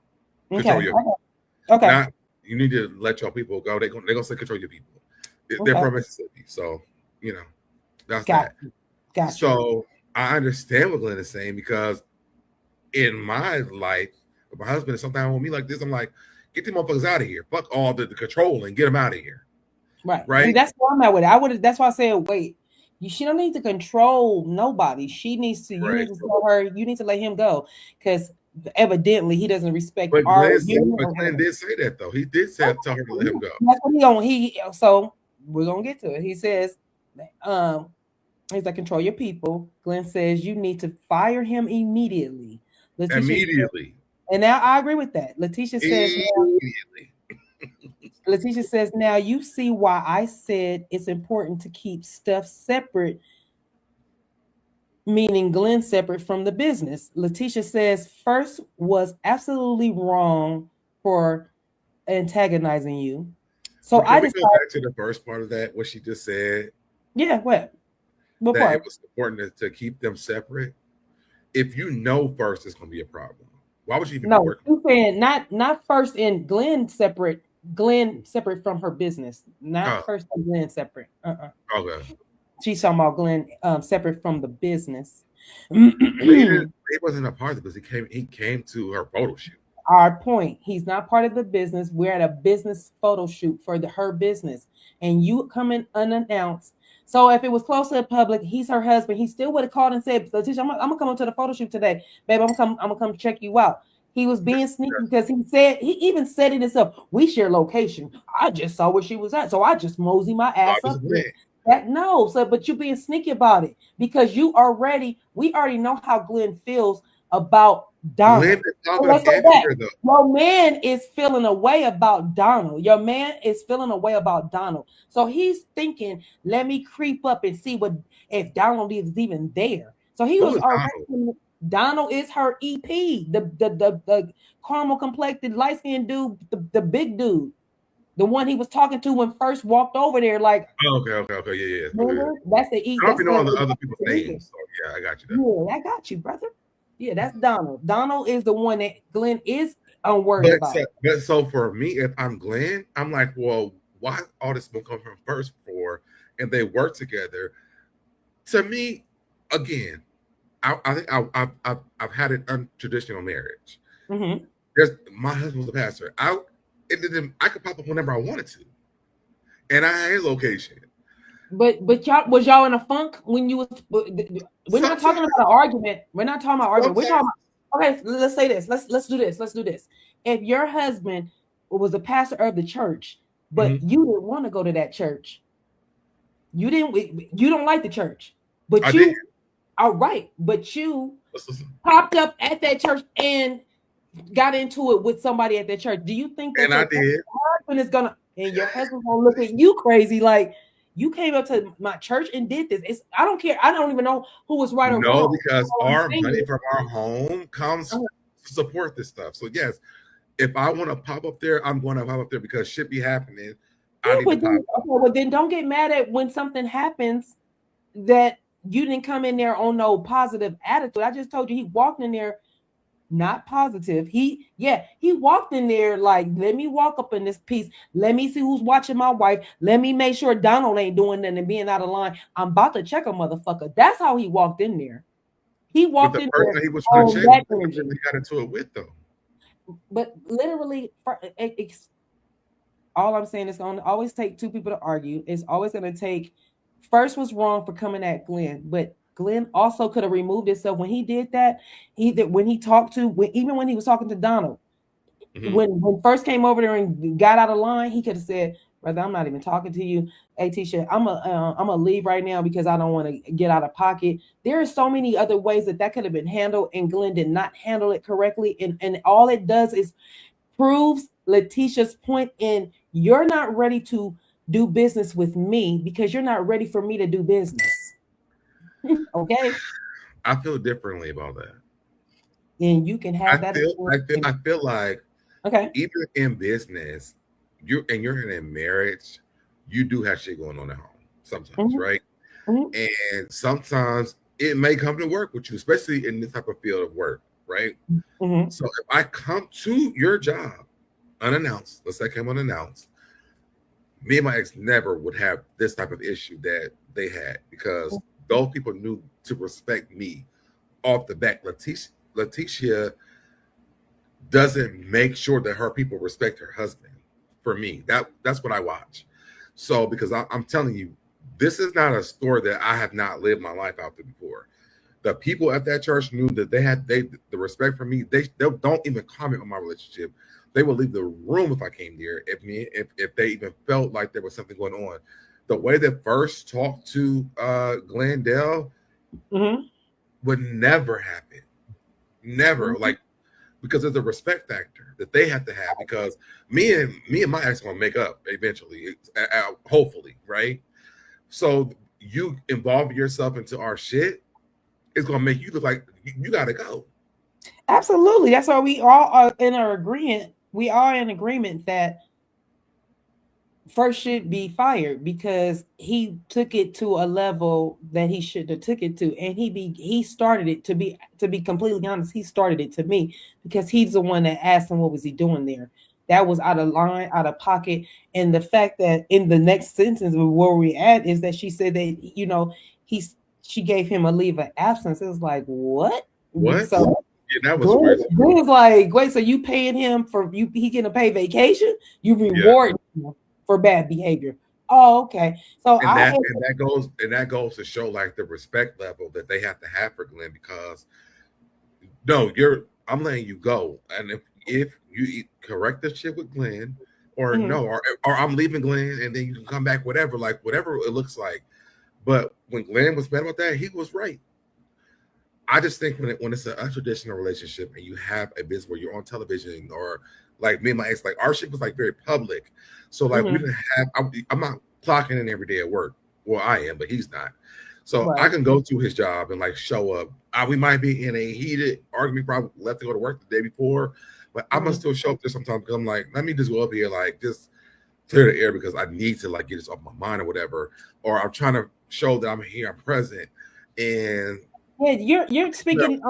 I get what you're saying, but again, Glenn did not go in there with that. Glenn did not.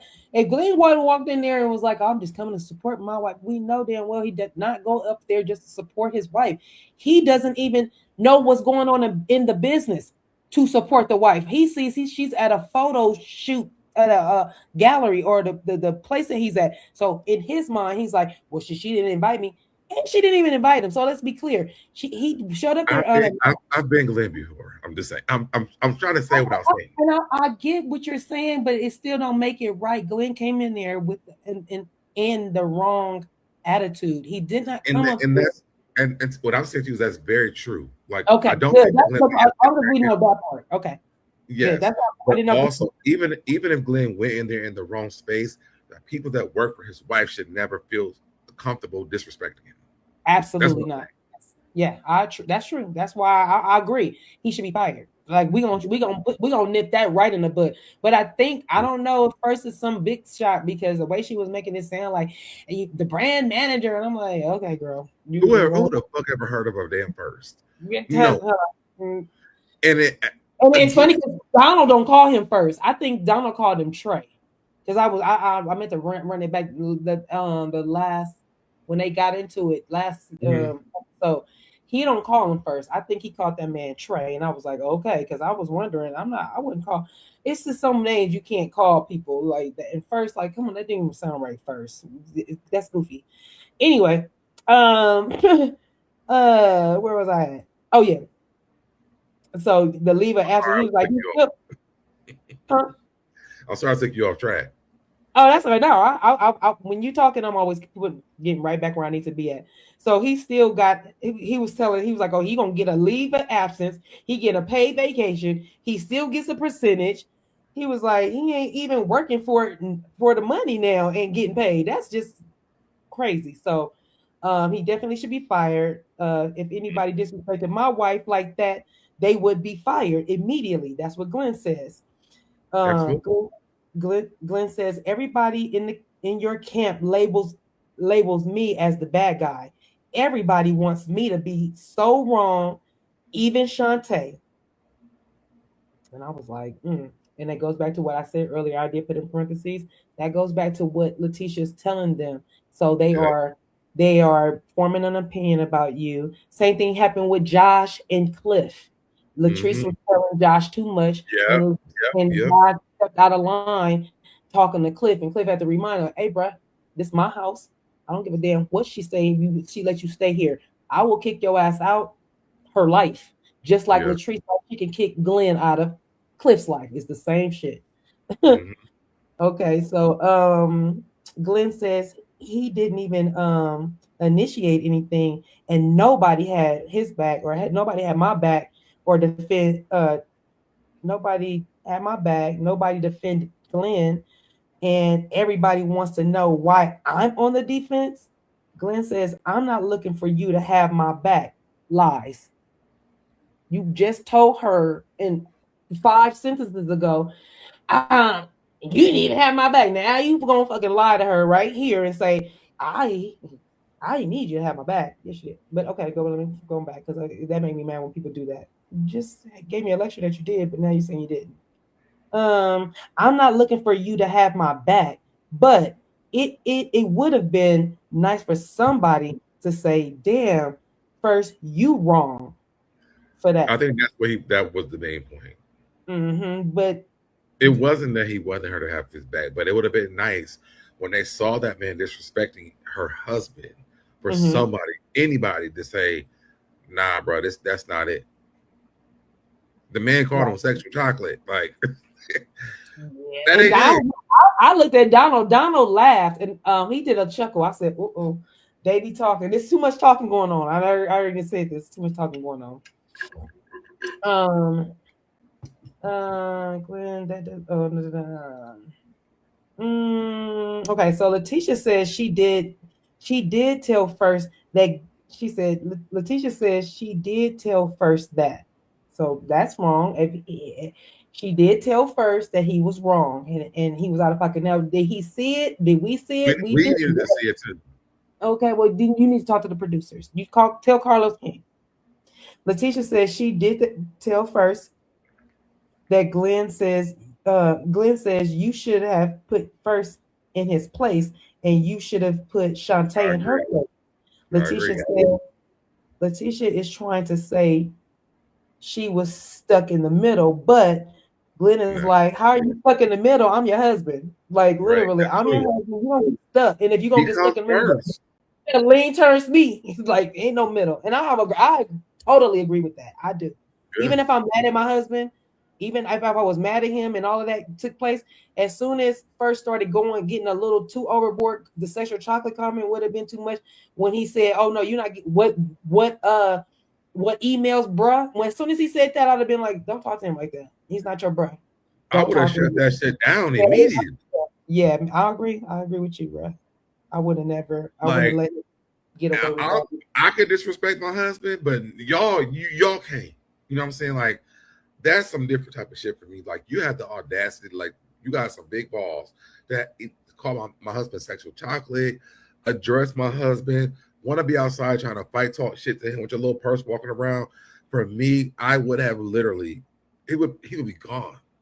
Everybody that decided to disrespect my husband, even if I'm venting to y'all about my husband, and when he shows up, y'all decide to talk shit, y'all will be gone. Like, period.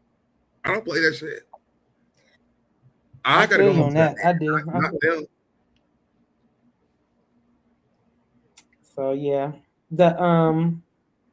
so Glenn ends up saying to her, "So you're thinking about your business, huh? So that's what you're thinking about. That you're thinking about your brand." So I was like, "Oh, so Glenn feels like he's in competition with her business and her brand. And okay, now we're starting to come together." I don't know, honey. It's the Lateshia Pearson brand. That's what it is.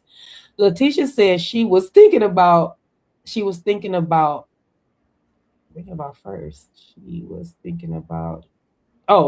she was like, Lateshia said she was thinking about first. She wasn't thinking about first. She wasn't thinking about Shantae. She was just thinking about the huge opportunity that she has, with the talk show. Glenn says, you see, it automatically went to what you love. And I was like, oh my God, Glenn, that's her baby. She can't have a baby. She can't something she loves. Because when you went and wanted to get your truck, you didn't consult with your wife. You just picked up a truck and said, "Oh, I got a truck." So sometimes you got to give that same grace that you wanted when you just felt like, you know what, I feel like quitting my job today, and I'm just going to go buy me a truck and go buy me a box truck, and we're going to do this. Like, you didn't go consult with your wife. So what's good for the goose is good for the gander. So you got to be careful with certain things that you're doing and thinking it's okay for you to do it, but it's not okay when she does it. Which say you, brother, before. But you know what else, though? The people from that truck company ain't being disrespectful to her either. And that's true, but they ain't got nothing to do with that. But yeah, but that ain't got nothing to do with him going to buy the truck first. Him buying that truck and having that business is realistic. What she's doing. You don't be stepping on people's dreams, brothers. Leave people's dreams alone. She's been doing about this. Leave her alone. Mind you, they just canceled Sherry Shepherd. I know. Oh my God, crazy. I don't see her having a real talk show. She's going on YouTube. But does she need a whole damn production company for that?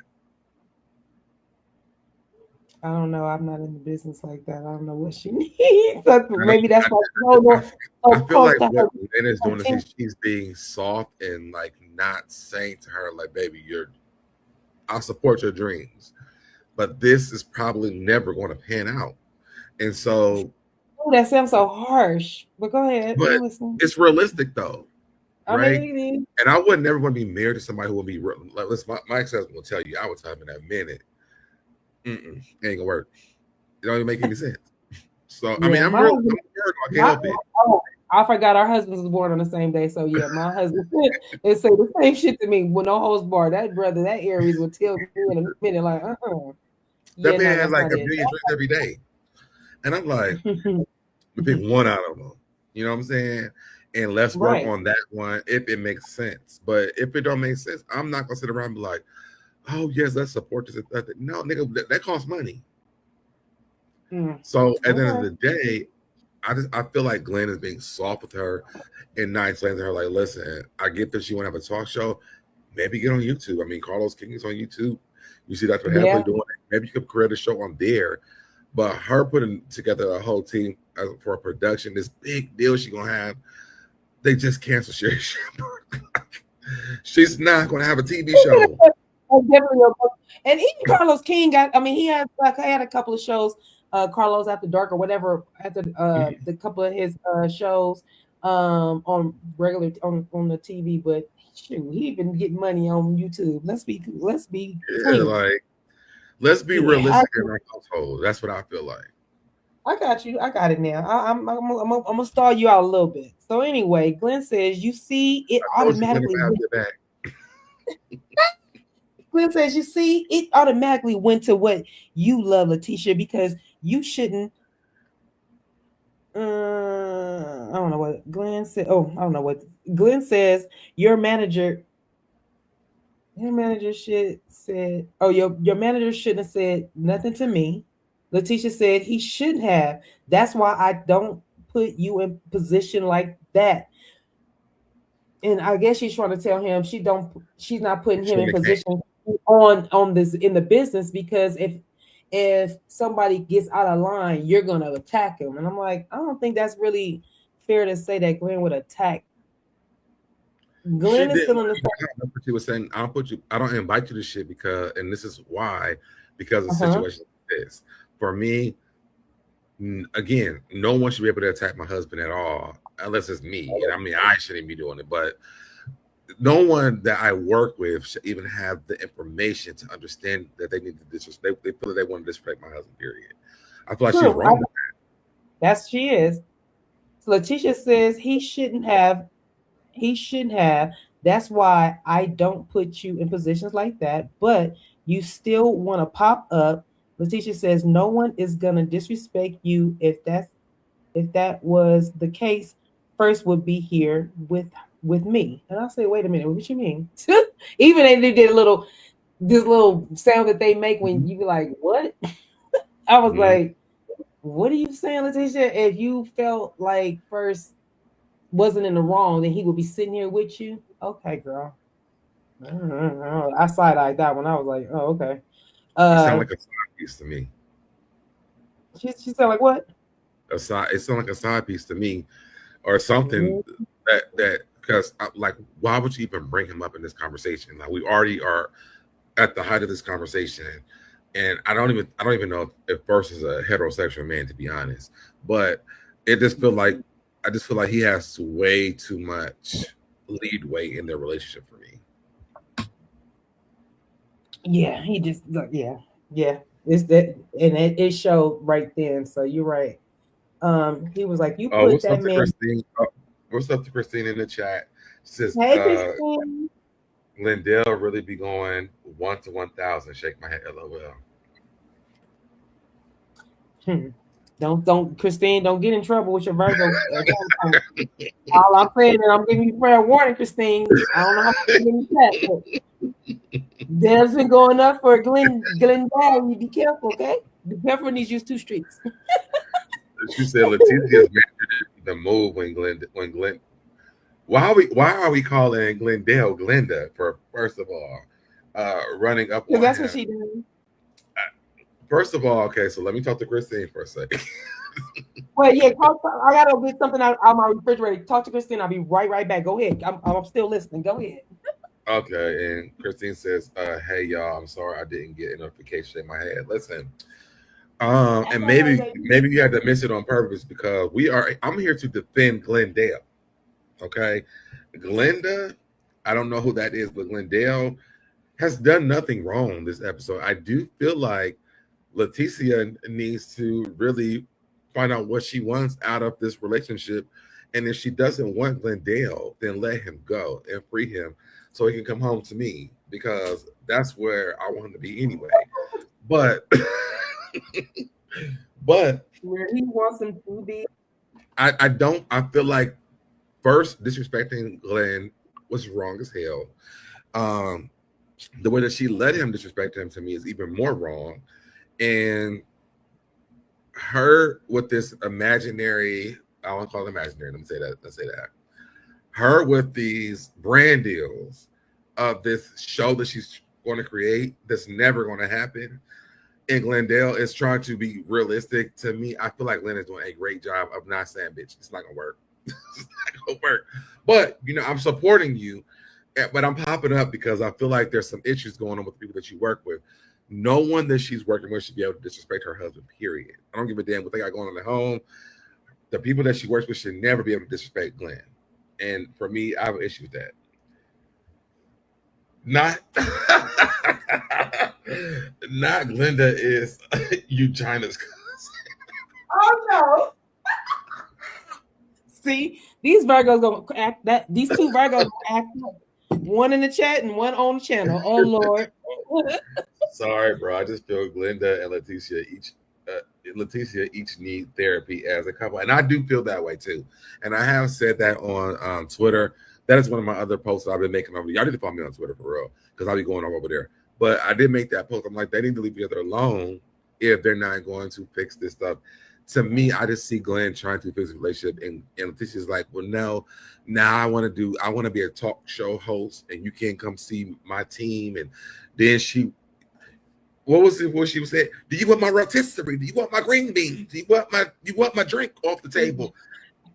I'm sorry that I can't be who you were. I'm sorry. Like, it's like all this extra shit that she's doing for me is like performative, and this man really is trying to fix his family. And she's like, but I'm sorry. Too late, Luther. It's too late, Luther. You can't be fixing your marriage after you done messed up, Luther. Well, if that was the case, then why did she let the man go? Deb, you keep saying, like I said, I know you like that man, but you got to understand that Lateshia is tired. She's tired of the excuses of him.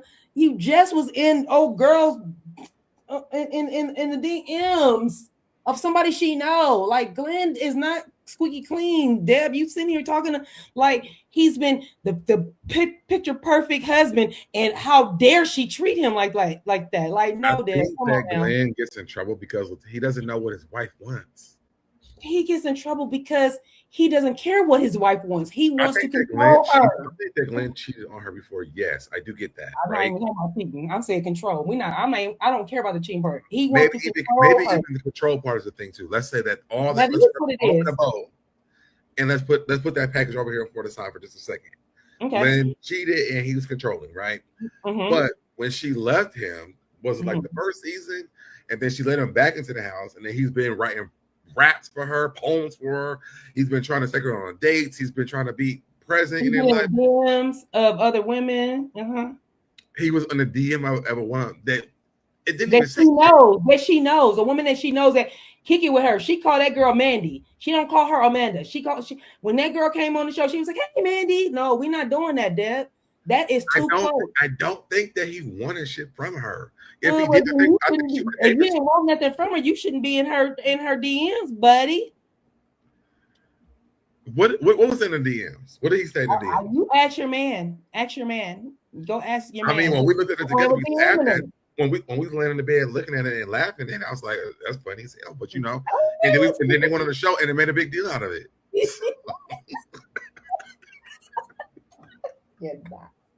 I am not gonna do with you no more. All I'm saying is, I'm yes. like, boy, turn off them lights. Let's get this over with so you can go back home, that girl.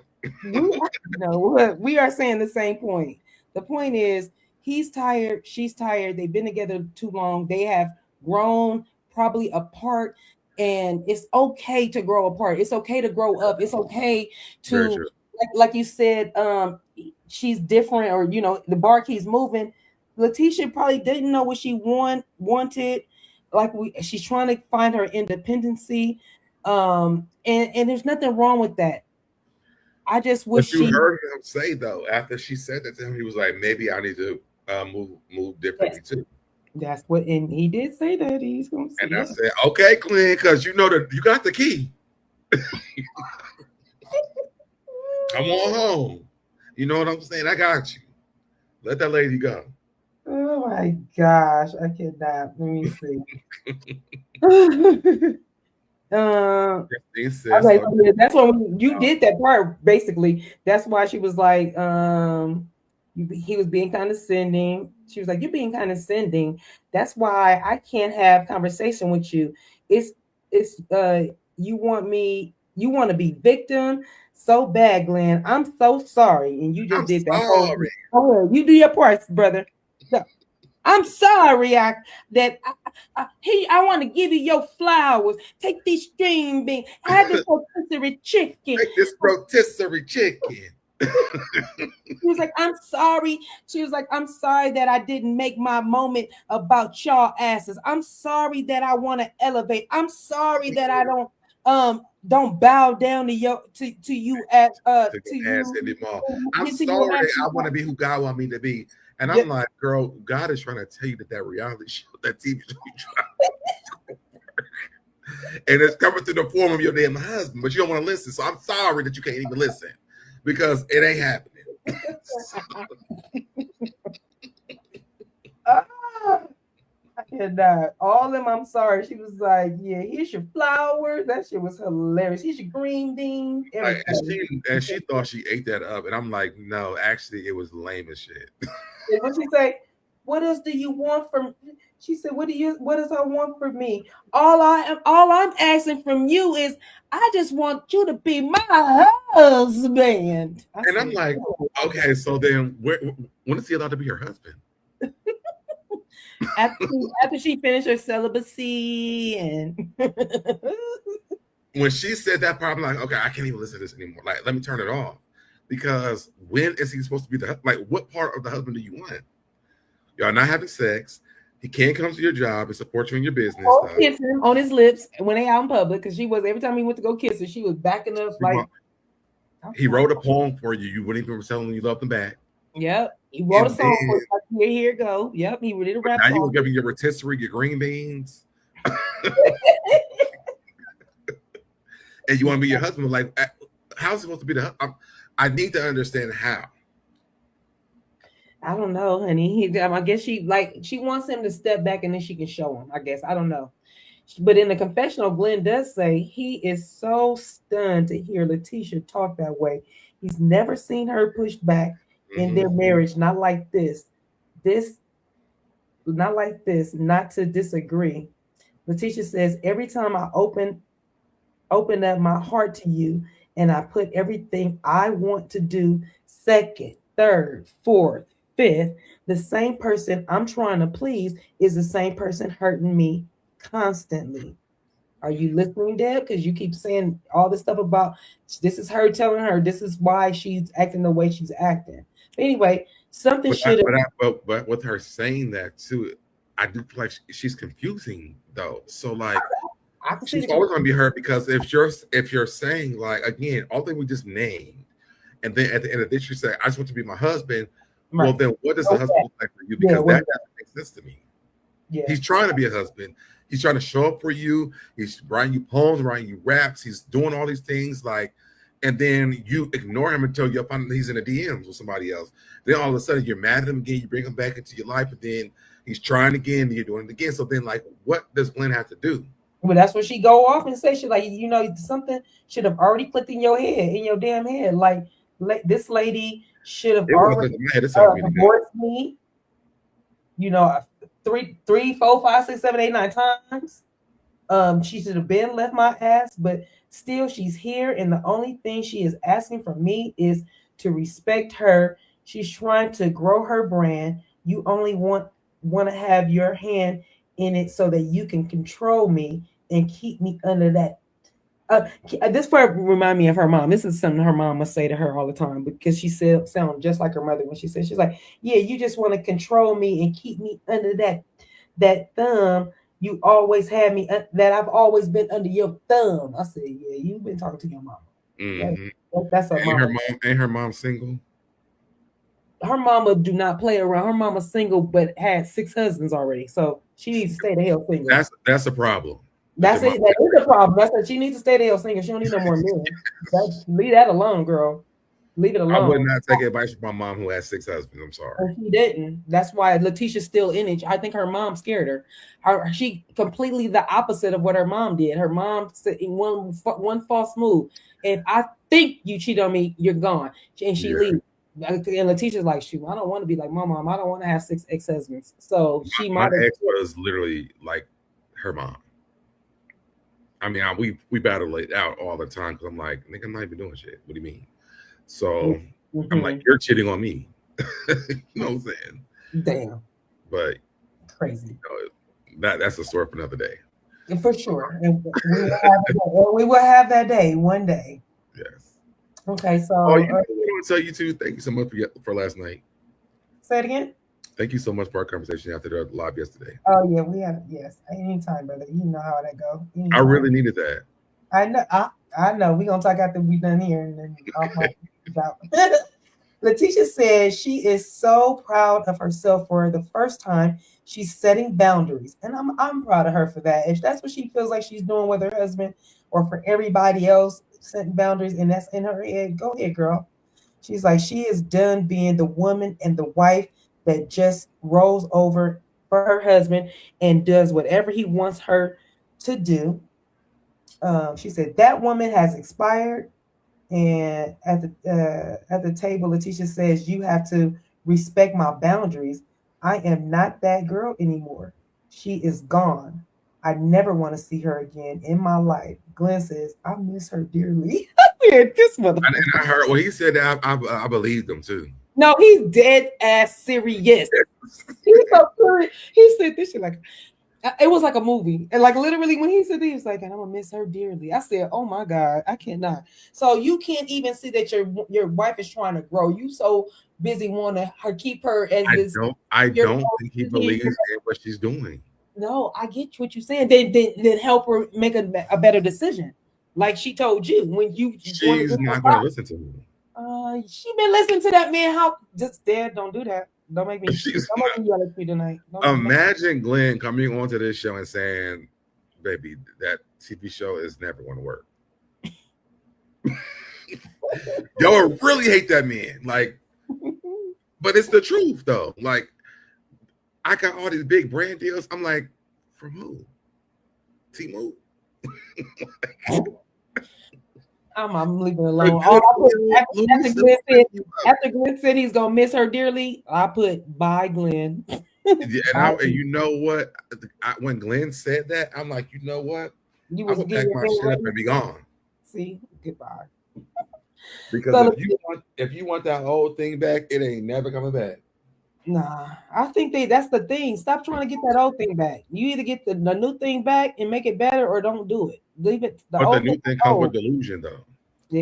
That's why I said, don't do it. Don't just don't do it. So Lateshia says, I know because that was comfort for you, but it was miserable for me.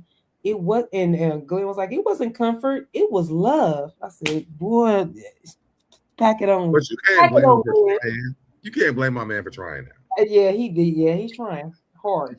Lateshia says, I don't need you to protect me from my brand. I need you to protect my heart. When literally she needs protection from the brand. I cannot stand my brother right now. I really cannot. In the confessional, Glenn says we are not on the same page. Yeah, I'm like, I cannot. Lateshia says that they not. No, wait. Did Lateshia say that or Glenn said that? No, Glenn was Oh yeah, Glenn was looking all spaced out when he said that. But anyway, in the confessional, Glenn says Lateshia and him are not on the same page anymore. We're not even in the same book, is what he said. Mhm. He knows he could Go be. ahead, Glenn. He knows he could be strong, but he gotta figure it out. He says Mhm. he has to come to the realization that the person that person is gone, and it's time to focus. It might be time to focus more on himself. And that was the realest thing that Glenn said. Bye, Glenn. That Go was the focus realest on thing that Glenn yourself, said. Glenn. Okay, Glenn. So Glenn says he held his. This part right here killed me. Glenn says he's held his family together for 25 years. I said, bitch, when? And then he When changed to 30. boy, you ain't held nothing. First of all, the marriage has to take both of y'all. So when you say you held it down, when you were the one that Well, she didn't correct him. when there was I'm correcting him. When you were the one that had a baby that could have been on the way, when you had this woman looking crazy on the TV, really, Glenn, you were the one that held the family But did together. he have a baby though? No, he didn't have You one. had a baby scare. That's but a baby scare is just From that's rumors. good because From it's the rumors. That don't mean that Glenn cheated on her. bro. So a baby scare mean you stuck your penis in somebody because you couldn't have a scare without putting your penis in somebody. Or maybe somebody lied on me. No, boy, no. There's only one way to figure that he had a scare, and that's because he stuck his Glenn penis. was very sure that that baby was not his. He wasn't. It wasn't a thing He for Glenn. he wasn't that sure because he know he stuck his penis in it. If he I, was that, he I would did have not. said, I did not watch that. "I'm so sure I never stuck my penis in that. I know it's not mine. I never did that with." He He was never like, said I that. don't. He was like, I think he was just saying like, if it is mine, whatever. But he was like, I don't. It's not mine. Like he kept But saying that. if was a fifth, we all be drunk. So if means if I stuck my penis in her, I could But he have. didn't though. That's the thing. Yeah, but the if is the thing that is the puzzling part. That's the part that I don't know. So anyway, getting back to his, we're gonna go with his if. But if you was keeping the family together for the last 25 years, Christine said Glendale was. Thank you for calling him Glendale, by the way. Glendale was shaking in his boots at the reunion and holding his breath. Glendale wants Lateshia to be his doormat and follow him blindly. Shake my head. So, Dad, what about when Glendale quit his job and cheated on her? A whole paternity test on the reunion. And Ray all day said that Glendale is whack juice. And you know what? I'm gonna say this to. I'm gonna start with Christine, okay, and I'm moving to Ray. okay. Oh, y'all look out. Again, Glendale didn't have a baby with anybody, so whether it was a scare for Lateshia and the rest of the cast is fine. He was not shaking his boots. He was shaking his. If he was shaking his boots, it was because he was like, I need to leave her after this because she don't believe me. That might be why he was shaking his boots because he was on edge. Now for Ray, Glendale is not whack juice at all. He's actually a very upstanding young man that I think that his wife is really playing games with him and he's confused as to what she really wants. Like you are if she starts her own television show, a daytime show, are you going to watch it? Anybody in the chat, y'all let me know when her team that's working on these brand deals for this talk show, are y'all watching that? I would love to know. A pregnancy scare means he cheated and didn't use protection. Somebody had sex with that lady. Not, it wasn't Glendale. No, that's not true. That's not true because he wouldn't have been in this. It wouldn't be a scare. Stop it, Deb. Stop it. I'm not gonna let you do me. I got you, Glenn. I got you, Glenn. Yeah, they're not gonna talk about you bad while I'm sitting here, Glenn. Hey, Glenn, in my parentheses, I said, Glenn, you're delusional, and I'm going to add SoDebNair to that. No, okay. Anyway, in the confessional, Lateshia says she would love for Glenn to be on board with her, but if he can't be supportive, then she might have to leave him behind. Christine answered my question. That's all I'm saying. She said, might be a show on YouTube. She not going to be on my TV. LOL. Exactly. So y'all cannot sit around here and be talking about Glenn, who is dealing with a delusional person that has put her brand deals, her TV show over her marriage. That's all I'm saying. Go ahead, cutie. It's not her fault that everybody's pumping her head up. Maybe everybody else is making it feel like that she can do this, or First is because because she's a TV personality already. Maybe they think that she can take it for her. I don't know, Deb. they just canceled Sherry Shepherd. I'm not gonna. I'm not gonna do it no more. Every time I try to defend it, it just never. It falls flat. I'm not gonna do it no more. It's never going to work. All right. So now we are at Selena's fiance house, at Mike's house. She's straightening up for him. Marie has put on Selena's mind how Selena and Mike living situation is gonna be, how it's gonna be when they get married. Selena wants them to rent out both of their places and buy something together. Basically, because Mike's ex stayed in the home that Mike is in now, so she wants them to, get their own, buy their house together so that they can call. I understood her on that. Absolutely. Mike says he gets the picture. It still seems as if their communication is not where it needs to be, and that they're not on the same page for whatever reason. It's time for the bills. Oh, okay. So we remember I told you about when I don't do my spaces, I will run into my sentences, and I want to do that. I'm the same way. So right. So anyway, so with that being said, how do you feel about that? Just with their communication, and you just told me that you think that would be a smart idea for them to get their place together instead of moving. I understand that from her because of the Gucci thing with Ponytail Man that she was married to before. So I do understand why Selena would not want to be in another home where the man that she's about to marry had another ex before, because it didn't work out for her before. Like the marriage first didn't work out before. So I definitely see that.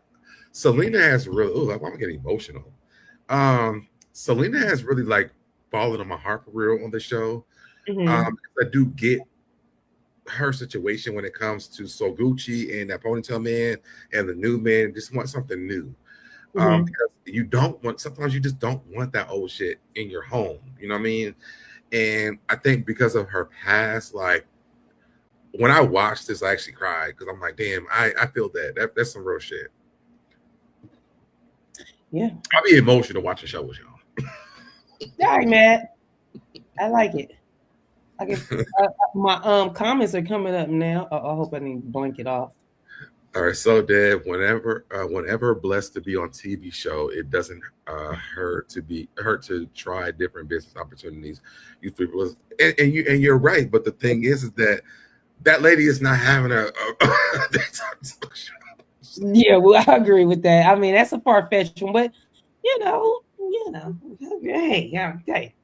What you say, Ray Glendale is so whack. His own wife don't want to have sex with him. A rose is still a rose.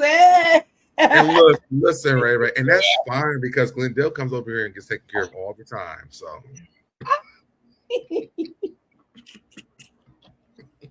Yeah, I told you it was going to be a good kiki over here with windmilling for Glenn.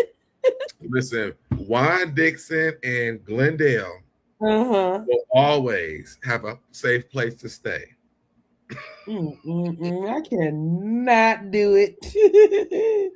So yes, we all who's in there? Because I didn't see him. The real estate insider. Hello there. So now we are. I think we're getting down to the buried We still haven't got to the funeral. That's where we're getting to right now. That's where I'm at. Same page. It's to the funeral. Okay, so it's time for the bells to bury the drama that is affecting the collective. All the ladies coming. All the ladies. Can I answer this real quick? Of course. Christine said, so that what do you think Lateshia should have said to Glendale? One, I think that Lateshia should have been able to have open ears to hear from Glendale, for him to say, I support your endeavors, whatever they are, wherever they may be going. But let's also be realistic about our marriage and our I should come first. As your husband, I do come first. if I'm really being all the way honest, y'all, I'm gonna just say this, and I'm not gonna take it back. Okay. I'm in my Dr. Okay. Heavily back. Okay. Mm-hmm. I feel like Glendale and her have problems, and Lateshia have problems because she's confusing. I don't know what you want. So yes, if Glendale was in somebody else's DMs because I've been confused for so damn long. If Glendale went and put his dick in some woman and almost had a baby, I can see why, because she's confusing. So even when we watched this last episode and he's sitting at the table with her and she's saying to him, hey, I want to she told him at the beginning of the season that she wants to be celibate. Now she's like, what is it? Well, here's my green means, here's my rotisserie degree. You know, I'm sorry that God want me to be this. I'm sorry to God. I'm sorry. But I want you to be my husband. I'm confused because how can I be a husband to you? I don't get where me being a husband fits in your life. That's true. I ain't So that's what I would say to her. I'm like, I don't understand. How can I be a husband? Because it sounds like you want to be a single lady. Ray, I'm gonna get to your comment in a minute because I do see it. Christine says, but Glendale doesn't listen to her though. Glendale hears words, then waits for her to take a break to breathe, and then he just throws in his demands. I don't think that's true. I kind of do. I kind of feel like Glenn. I don't feel like Glenn feels like he's the leader that he thinks he is. I feel like I can agree with that. Right. So, but I don't feel like there's nothing wrong with that. What he needs to do is stop trying to be the leader and go ahead and partner up with his wife and stop trying but you to gotta think about what they live at their image. I know, I said that, but you got to understand that times are changing. Even at this moment, in this very moment in time, times are changing in this moment in time. So he needs to either move with the time and change with the time, or his wife is going to, it's not going to work. And it's not because she's right or wrong in changing. It's like life, we change, we just do. And true. I need Glenn to bend a little bit. He doesn't have to come all the way off of everything he thinks of, but you know, you're gonna have to bend a little bit if you're gonna be married. It just can't be your way, and that's it. It just doesn't work. But we also cannot miss the reality of what she's talking about either.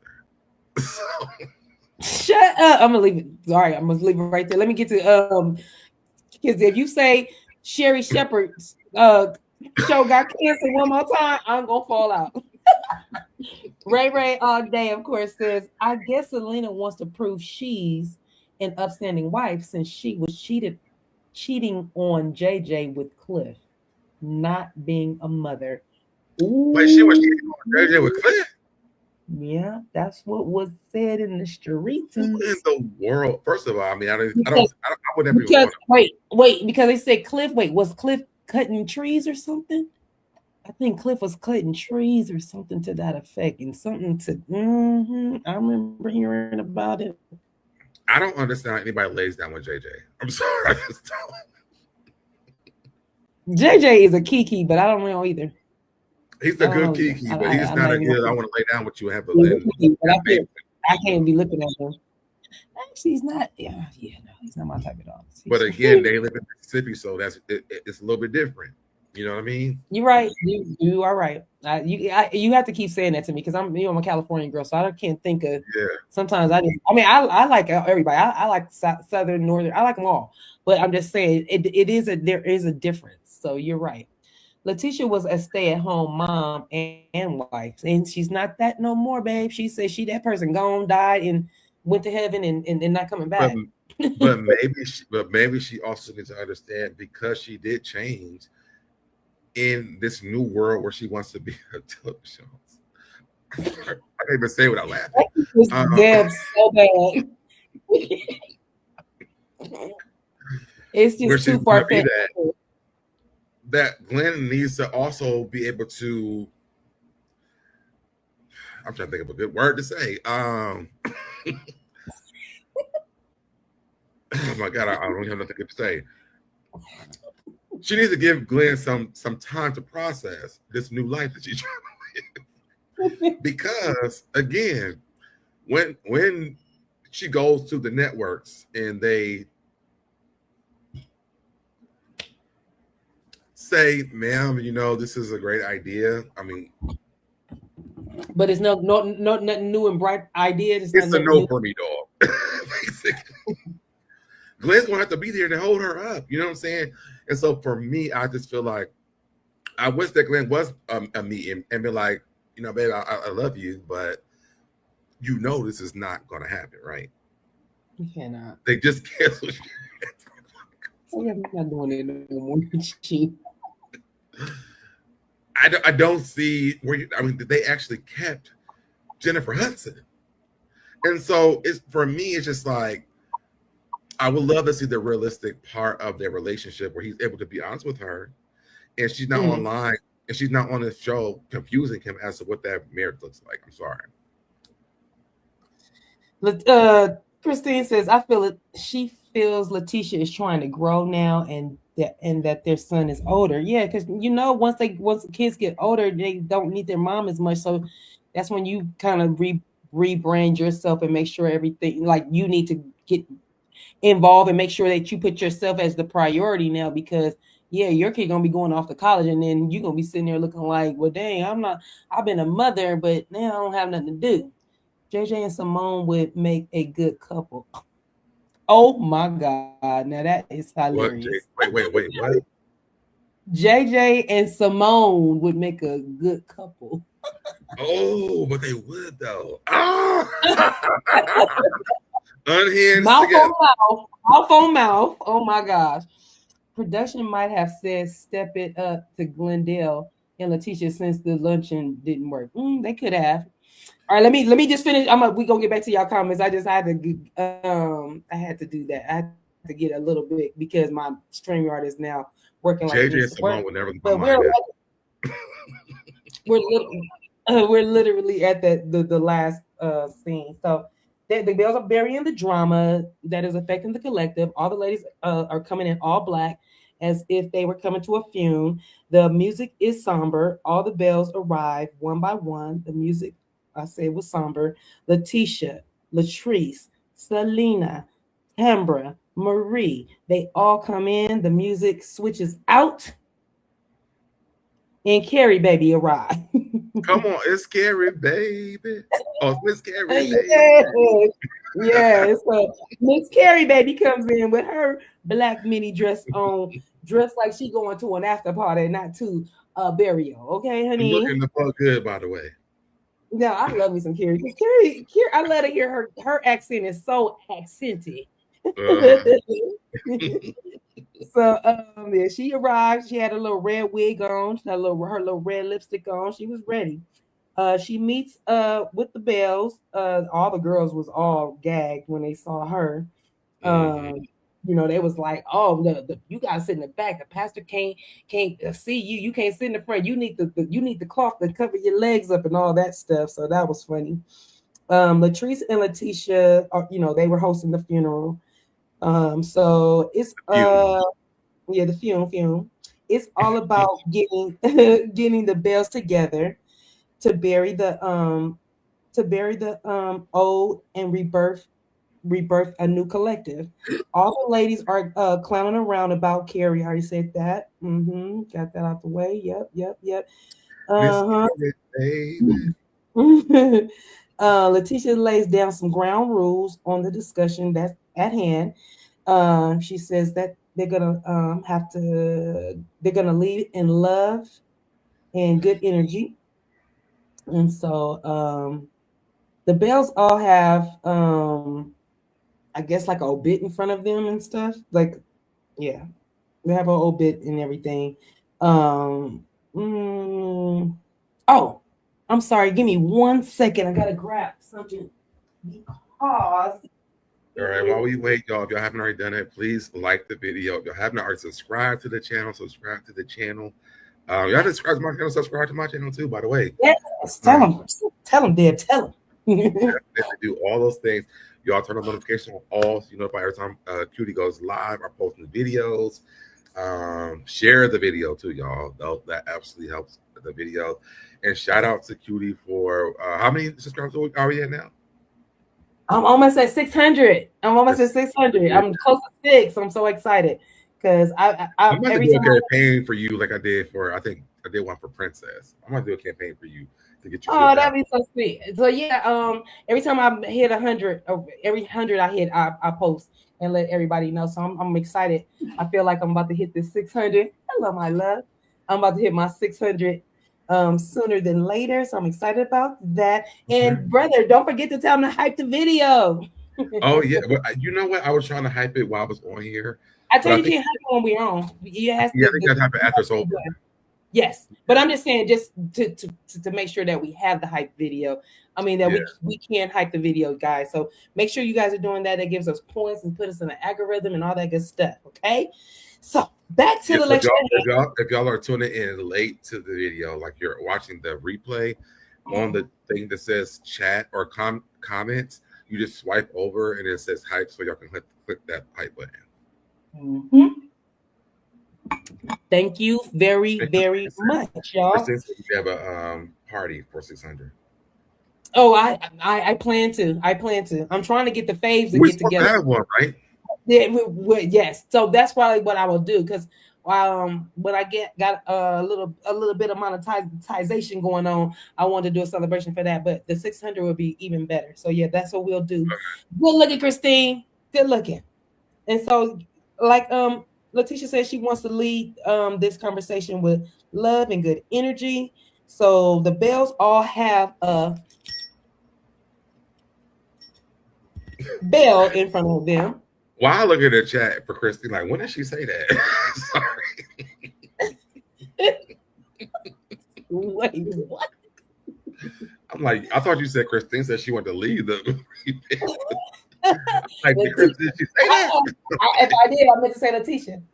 Okay. I think you said Christine. Okay, my bad. Lateshia wants to lead in love and good energy, and she put bells in front of the ladies so that they can, when they need to interrupt anybody, they can do their bells, and they want them to keep it short and sweet and cute. Okay, so nobody get long-winded like I am. I'm very long-winded, but hey. So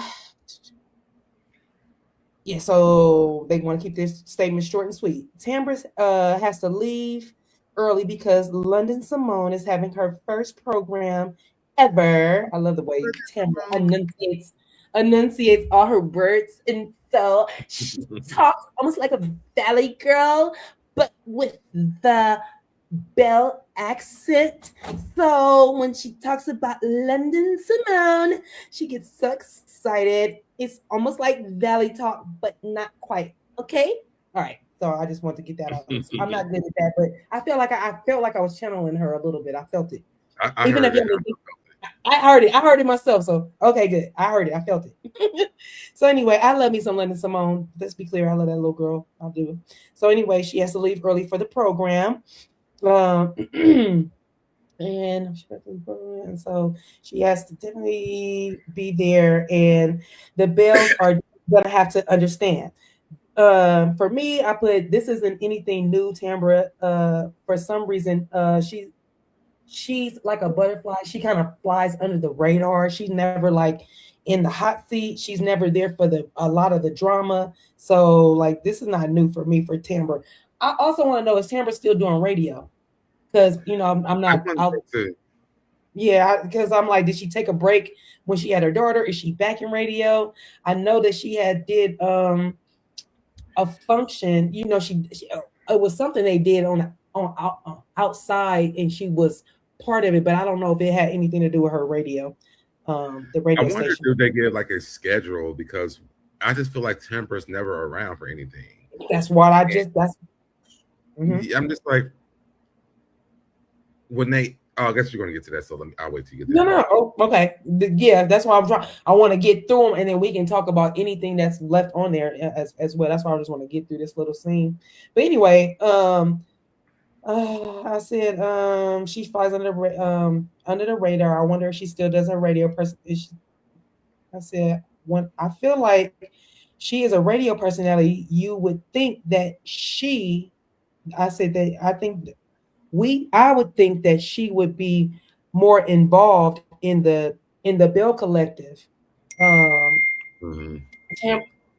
Tambra gives as much as she could, but what did I like? Oh, she said she gives as much as she could, but I do like her. Me, that's what I said.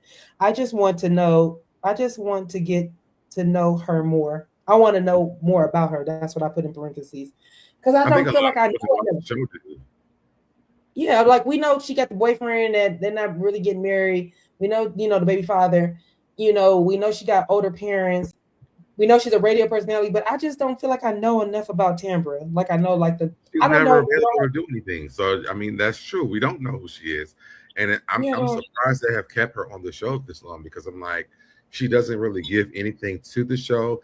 I feel like even when they're having this conversation with her at this table, when she says she doesn't feel comfortable with telling them things, I'm like, well, mhm. how will we know? Because we never even see you. You know what I'm saying? And that's what Tisha said. That's exactly what Tisha said. Tisha said, "Well, we were well. I'll get to it, but she literally says exactly what you said. Deb. How we gonna know that if you don't talk to us?" So yeah, Yeah. so Letitia starts reading the obituary. The Bill Collective was, she says, the Bill Collective was born from vision of a sisterhood and ambition, a platform created to spotlight women building businesses, breaking barriers, and becoming their highest self. Over time, misalignments, mistrust, and solace crept in. Transparency faded in the stories went untold. Today we need a rest.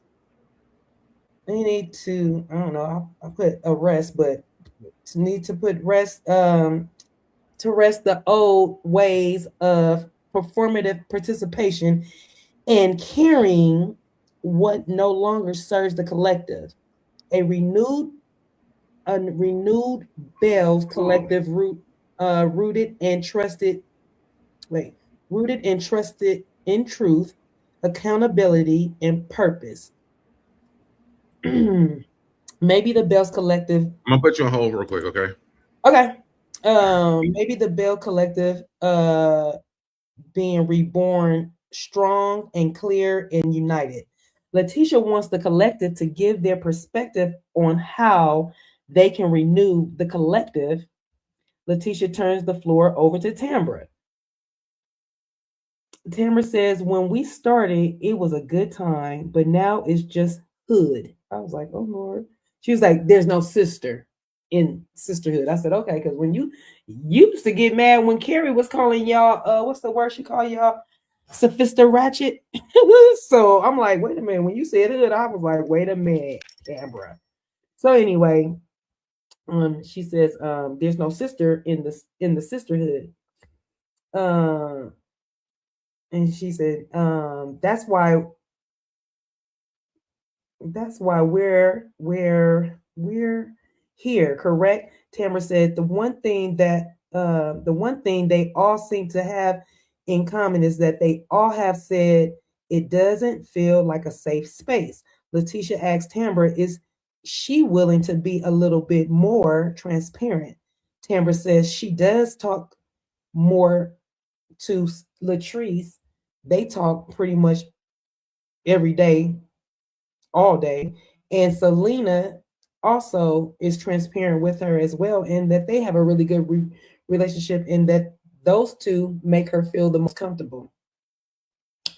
In the confessional, Tambra says, when you've been hurt by the other Bells, or feel like, you feel like that when you feel like they've done something to you and make you protect your peace, make you wait. They when they make you feel like they've done something to you, it makes you want to protect your peace. And y'all already know Tambra makes protecting her peace priority. Ooh, all those peas. Anyway, Tambra says the only time she shied away is when she was pregnant, because at that time she feels like she was attacked during a vulnerable time, and she was fighting postpartum depression, but she still tried to show up for everyone. And if y'all remember, she didn't tell everybody she was pregnant, right? And so they were at odds, not like at odds with Tambra per se, but they were pretty much coming at, you know, they was trying to hold everybody accountable for everything. And Tamara went off and was like, look, I ain't got time for this. I don't know. And if they didn't know she was pregnant, I would have known she was pregnant, child, when she went off that time. But like literally, I do recall that she was trying to protect her energy. She wasn't around as much. So even though so Deb said that, yeah, we haven't, me and him both agreed that we don't know Tamara that much, but during that time, I understand why she protected her energy or why she retrieved from the Bell Collective. Anyway, y'all, I'm gonna get to y'all comments in a minute. If y'all leaving any, I just want to get this part finished. And so, in the confessional, Tamara says after her pregnancy, she heard from Latrice and Selena. Those ladies checked on her. She expected more support from some of the other Bells, especially the mothers. No matter what they had going on, she feels like they should have still supported her, especially because she was pregnant or just had her baby. Kerri says that Tamara was in a very vulnerable spot. Lateshia says if she has to come and fight through the hurt and still have to show up, what made any of the other ladies any different?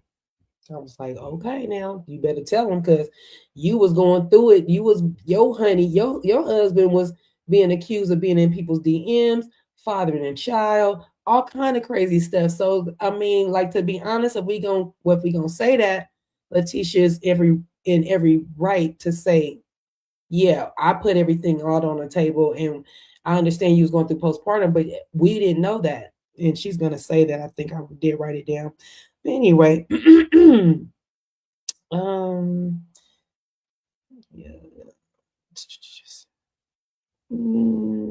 Lateshia says if she has to come, if she has to come fight through her hurt and still have to show up, what made any of the other ladies any different? Marie. Tamara just wants. Oh, Marie says that Tamara just wants the prestige, but she doesn't think that she is interested in getting to know any of the ladies beyond surface level. In the confessional, Lateshia says she does feel bad about Tamara's postpartum, but she stands on her opinion. And for me, that's an example on how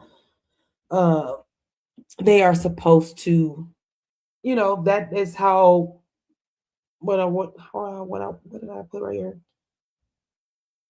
I'm sorry, y'all.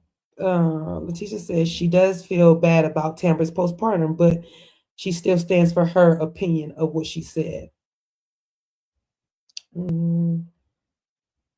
That's an example.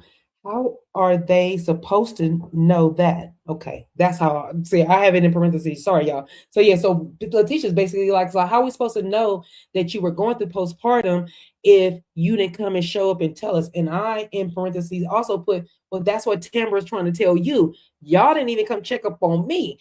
Y'all didn't come. Y'all must have didn't call and see how the baby was doing. Are you okay? How was the delivery? I'm gonna be checking up on you. Do you need me to bring you any food or anything? It sounds like you guys, Lateshia, Marie, you guys didn't come do anything, and you guys are trying to check Tamara about being forthcoming with information, but y'all not even doing it to her. So that's why I understand when Tamara said it was a reciprocating thing when it came down to Selena and Latrice's friendship with Tamara, because they call each other. Oh, I hope I didn't lose y'all with all of that I just said, but I hope you understood what I meant. Lateshia says, so if she wants support, honey, you're going to have to show up and tell them what's going on. And I was like, true T, but I don't like the way you said it. In the confessional, Latrice says, that is crazy that the ladies don't think that Tamara brings a lot. Latrice thinks she does. Latrice says, Tamara is a true definition of a belle, and she has every right to be there. I was gonna ask my brother because in my parentheses I said, "How do you feel about that?" But I already know we feel the same way because we already discussed that pretty much we feel like Tamra is not bringing enough to the table with good reason because Marie and what's the lady's name, Lateshia, they did something to make Tamra not trust them.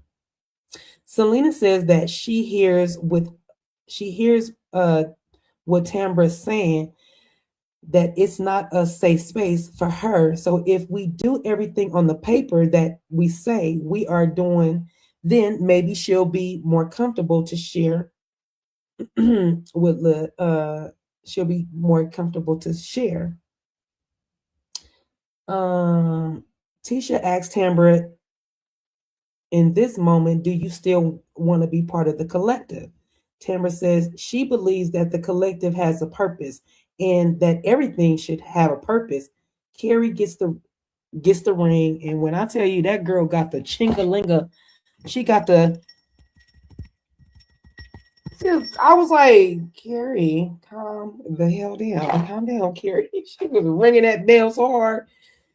She got the ringing the bell. She's like asking them to rip the band. Can y'all just rip the band-aid off? And if are you guys asking if Tamra is gonna step away from the collective? Lateshia says she's not asking Tamra to step away. I'm asking her to step up. I was like, okay, let's be clear. Kerri says a lot of the Bells are afraid to share and be vulnerable because they're afraid that it could be weaponized against them on a later date. Marie says the collective started with a vision. If we can't feel safe in doing that, it's time to step away. Don't be selfish. We're not comfortable and not willing to. I guess she's saying, don't be selfish if you're not comfortable or not willing to share life experience that we can learn and grow from, then maybe this isn't the group for you. And so, of course, Tamra has to leave. You know, she was going to go see her daughter, Linda Simone, at her very first program. So in the confessional, Tamra says, maybe this was Marie. Let me see. In the confessional, she says, if the collective are really moving forward, this is Tamra, she will make it up to the Bells. So that don't sound like she's trying to get out of being with the Bells. It sounds like she still wants to be with the collective. Latrice again asked if they were trying to get Tamra out of the group because she's not forthcoming. Because if that's the case, she started ringing the bell. Because I want Marie out of the group right now. She needs to be out of the collective. So they all start laughing, and that was funny. She was joking. Kerri says yes, because she's been waiting on the scoop about Cedric. Marie tells Kerri to stay out my business, Kerri. Stay out my business. I love to hear her say that. Hey, brother. And so she's like, you don't have to take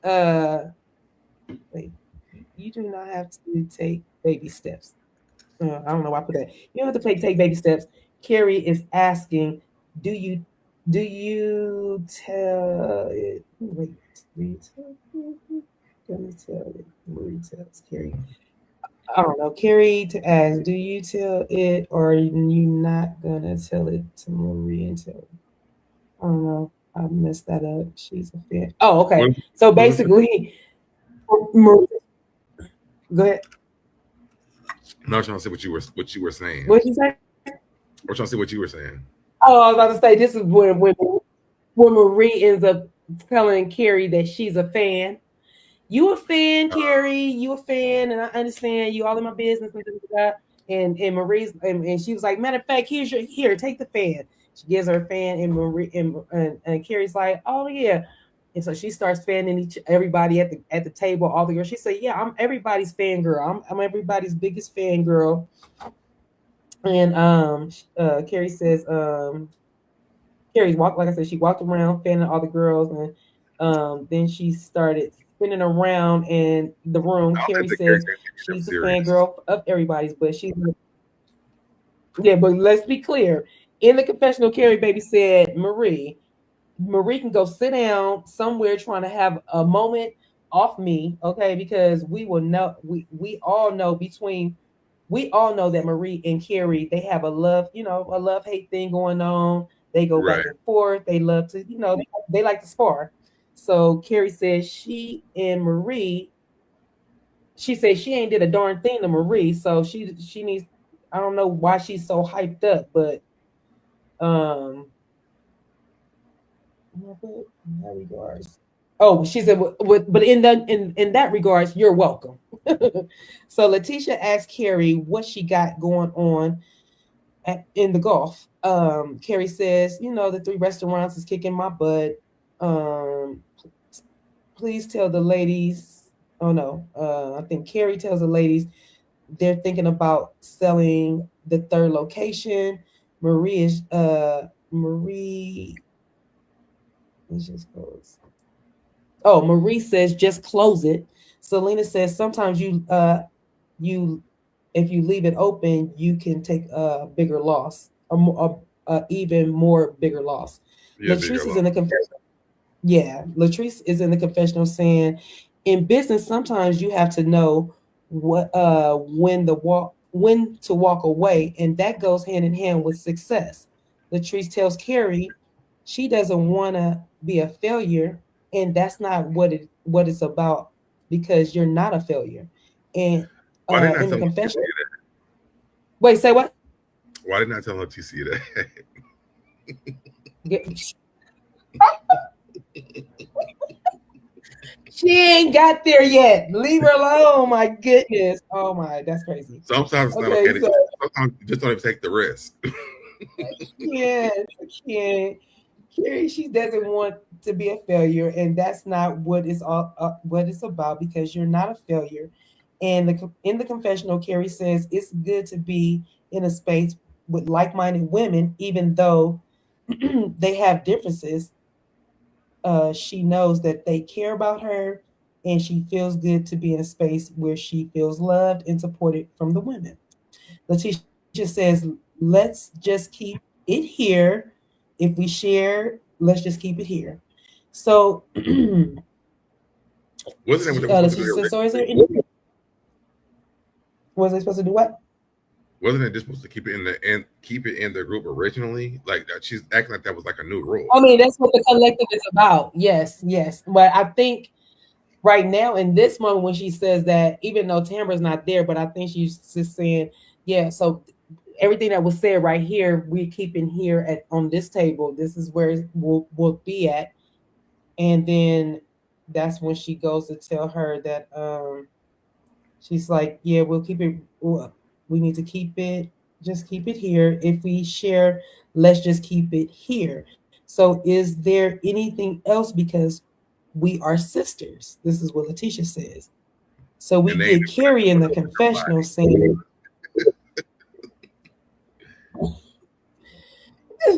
we get Kerri in the confessional saying she heard some petty mess about Mike and Selena's relationship. She says she would never say something intentionally or unintentionally to hurt Selena because she's such a beautiful person.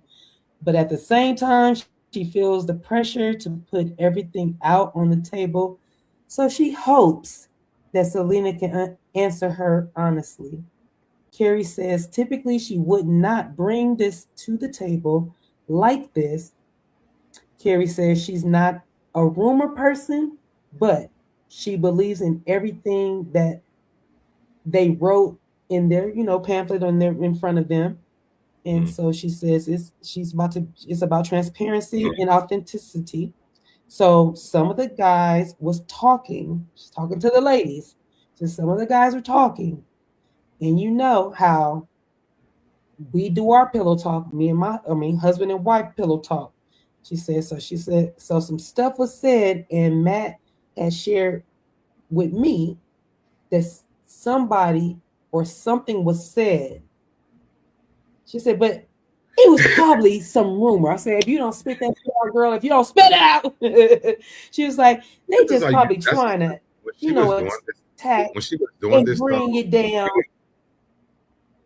I'm sorry. Go ahead. Mm-hmm. What I was saying was when she No, was no, you doing said what this, she was doing this way. I really believe that she didn't want to say this because I feel like it might be really true. Absolutely. I feel like she didn't If really. it's She coming didn't from know. the boys, that's where when she said it's coming from the men, I that where I was like, ooh, this might be true tea right Mhm. here. This she didn't say in the street. She said she heard this from the men, and my man was pillow talking. I was like, oh, this is bad, bad, bad, bad, bad, bad, bad. So Yeah. anyway, she said that it's probably such a rumor. The girls that probably want are trying to attack, bring you down, but something about a baby and Mike. Kerri says, Kerri says this is so uncomfortable for her to even say it. Latrice says, sorry, she's not taking care of no outside baby. She was like, That chucking was up the deuces. I was like, okay, girl. Selena says it will be over. It will, huh? Oh, she says, Selena says it will be over with if uh if that's the case. Selena says if Mike stepped out on her and fathered a child, there is no wedding. There's no wedding. There's no that's it. It will be over and the episode will be to be continued from there. They will still be talking about it on this Friday. All right. What say you about any of it? so one. I feel like it was very interesting of Tamara when Yeah. she left. You good? Can you hear me? Can you hear me? Hello. Mm-hmm. Can you hear me? Can you hear me? Mm-hmm. I can hear you now. Yep. Mm-hmm. Okay. I thought it was very interesting when Tamara Yes. left. Um, Yes. Can you hear me? I think there's a delay. I'm gonna go out and come back in.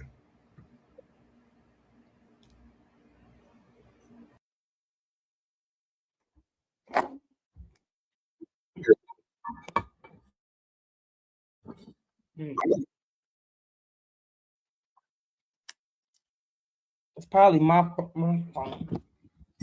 I mean my computer.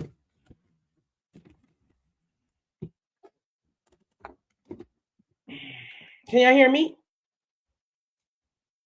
Testing 1 2. Can y'all hear me? Can y'all hear me? Can y'all hear me? Can y'all hear me? Can y'all hear me? Oh, okay. I see my bars. So I think you guys can hear me. Let me know in the chat, Christine. Can you hear me? Because you're still coming up in my chat. All right, Devos. You're back here, but you're not back here, which is weird. Okay, so that means hold on, guys. Give me 1 second, guys. Don't go nowhere. Hit that like button.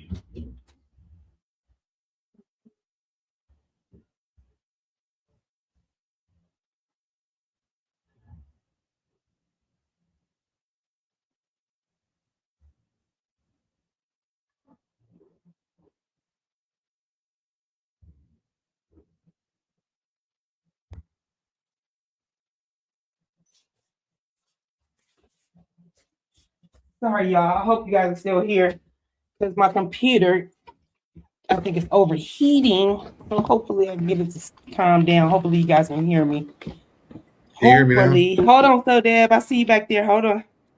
Hold on. Let me get you in here. Come on, computer. Come on. Okay, cool. Come on. There you go. Can you hear me? Yeah, I can hear you. Can you hear me? My computer. Yeah. So go ahead and talk about timbre. That's what you was about to say. So yeah, I did think it was very weird at the timing that Tambra had left the fume, because they were just kind of getting into her situation. Again, I do feel like they don't. I don't know Tambra that well from the show. I don't think anybody really does, and I heard you talking about it while I was off, when I had dropped down. But I feel like no one really knows her enough to even like care. Like if Tambra doesn't show up on the episode, I never forget this. I don't remember she wasn't on the episode. And I do feel like Tambra has a good story, but it's just like if she's afraid of these women to expose her business, then why are you there anyway? For me, that's my question. Um, so I did think that was really odd that I knew she had to leave for her daughter for the school thing, but again, I'm like, y'all couldn't have filmed this on a day where you didn't have that going on. That didn't make sense to me. Kerri, I do feel like she felt sorry to even tell that information to what's her name? Selena. Yeah, Selena. Mm-hmm. But I believe that she laid in the bed with her husband and said that. No, I believe that. And I think that man might have cheated on her, to be honest. Mike is a hood dude. From what I understand, she said that. Well, he said that himself at her birthday party. He's like, yeah, I never been on no cruise or, until I got with Selena. So, and I'm not saying all hood dudes are bad or anything like that, but all I am saying is, I wouldn't put it past him, and it wouldn't surprise me if he did cheat on Selena. It wouldn't. And as beautiful and as sweet as a person she is, just some men just don't know how to be monogamous, and it has nothing to do with the woman they're with. That's the type of person they are. They try it, but they're just not successful in it. Yeah. I think that she definitely deserves a really good man. Me too. I know she wants that in her life. Selena seems like a really wonderful person from what I see on the show. And so I do want her to find somebody that's going to love her unconditionally and treat her right and all those things. But when I first seen Mike, I didn't think Mike was going to be good for her, to be honest.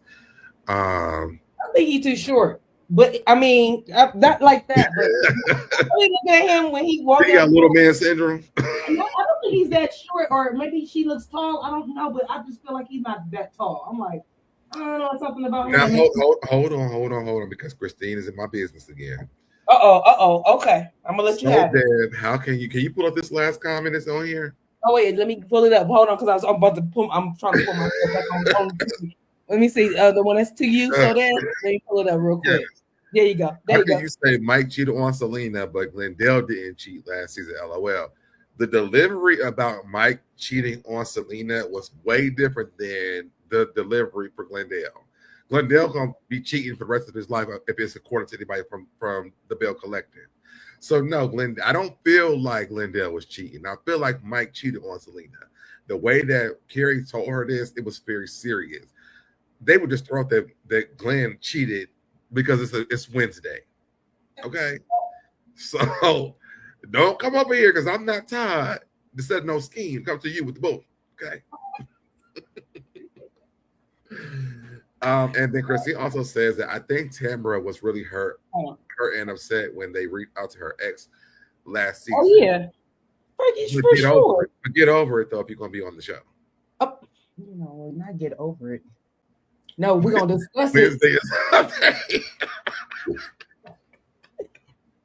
And so you can't be mad at Glendale because he wanted to hump on hump day and his wife wasn't available. I can't. I'm not doing it. He might have been in Atlanta with me humping. What's up, cousin? What's up, Ranty? What's up, cuz? But he might have. He wanted to hump on Wednesday. His wife was not available, so he went and humped. I mean, at least he went to his man and not some side chick. She know what it is over here. Oh gosh. Cannot do. I ain't doing it with Deb tonight. I'm trying to be cute, trying to be on the screen for a hot second to see so I can see the people. Jeez. My computer is still acting up. And Christine says Tamara can't get over it because it has to do with her safety. I don't think on a television show that they would let her be unsafe. And so, yes, it may feel that way outside of this show, but I do think that there's a lot of protection. She has a whole man now that will protect her. And that's my thing. I just feel like if that was a thing for them on the show with her, that should have been written in her contract that they can't contact that man or bring that man up. So, Deb, it's a man thing in my market. I was trying to get to that, cause I was trying to get to it. I was trying to get to it. Oh my goodness. Yeah, I don't know how Carlos King does things over there, but I just feel like if they are friends of hers, then they should. It should be in her contract. They cannot contact that man for safety. Because I mean, you look at like what's the girl's name on Housewives of Atlanta? Kelly, her husband, and her husband, her mania. We saw Eva go through it, and she was moving around the house. So if they're not really friends of hers and she's on the show, get off. And I would sue them too. Because if y'all know that man is dating, y'all contact that man, then I would sue every last person on that cast who contacted that man. But I'm not gonna be at home scared. Especially when I got that big ass man sitting next to me that I just had a baby with. I remember that she hired security. I got security too. You know I don't watch that show. I have security. They under my bed. Not even. Oh, I should say under my mattress. I got security too. And I sleep with security under my mattress. You play with me. So yeah. Anything else you want to say that you heard me discuss? I know you have some things because I tried to get through a lot of it so that we can discuss. I'm reading comments too. Christine, I don't think reality show cast are really friends. I don't think that either. But it should, if it's dealing with somebody's safety, like that should be in the contract that they can't bring that person up or contact that person. And if they do, there should be consequences. And that's something that Carlos King has to deal with. Period. But again, if Tambra doesn't feel safe around these women, get off this show because your safety. And you have a baby now is more important than anything. And you're speaking specifically to that part when they went to go talk to that dude. But that was like that's what they were saying in the comments. That was when she was right before she got pregnant with London Simone. And London Simone is about to be like 3, I think. Well, they said in the comments it was last season. Last season, she was pregnant she had just had the baby. It was a couple of seasons ago. It still was recent. I'm not taking it. Christine said I think Tambra was really hurt up and upset when they reached out to her ex last season. They didn't reach out last season. They reached out to that guy before she was pregnant, before she got pregnant with the baby. And was like the season before last. However, it doesn't matter. Don't be reaching out to nobody of my exes, especially somebody that you know that if I told you he's been lying on me and then you go behind me to go get his take on it, yeah. So Tambra has every reason to be who reaches to her ex? I missed this part. Who reaches her ex?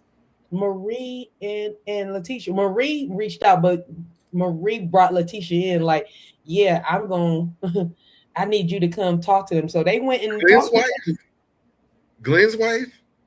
Yes. So Tambra reach out to Glenn's wife. Husband. Because like if we want to play the game. Call me, girl. I got the whole story. Like call me. But the thing for me is if you want to reach to my ex, would then reach out to her husband now, who allegedly been cheating on her, allegedly don't give a fuck about her, allegedly can't be a husband to her. I'll be good friends with Glenn. I'll be sitting down having tea with Glenn all the time in Mississippi on Ferris Street. Like out on Ferris Street. Oh my God. She didn't learn how to play the game because if you think that was cute, let me be real cute. That's what happened. That is what happened. Marie, I will say that with the white man and the husband, we can all have a Ponderosa together.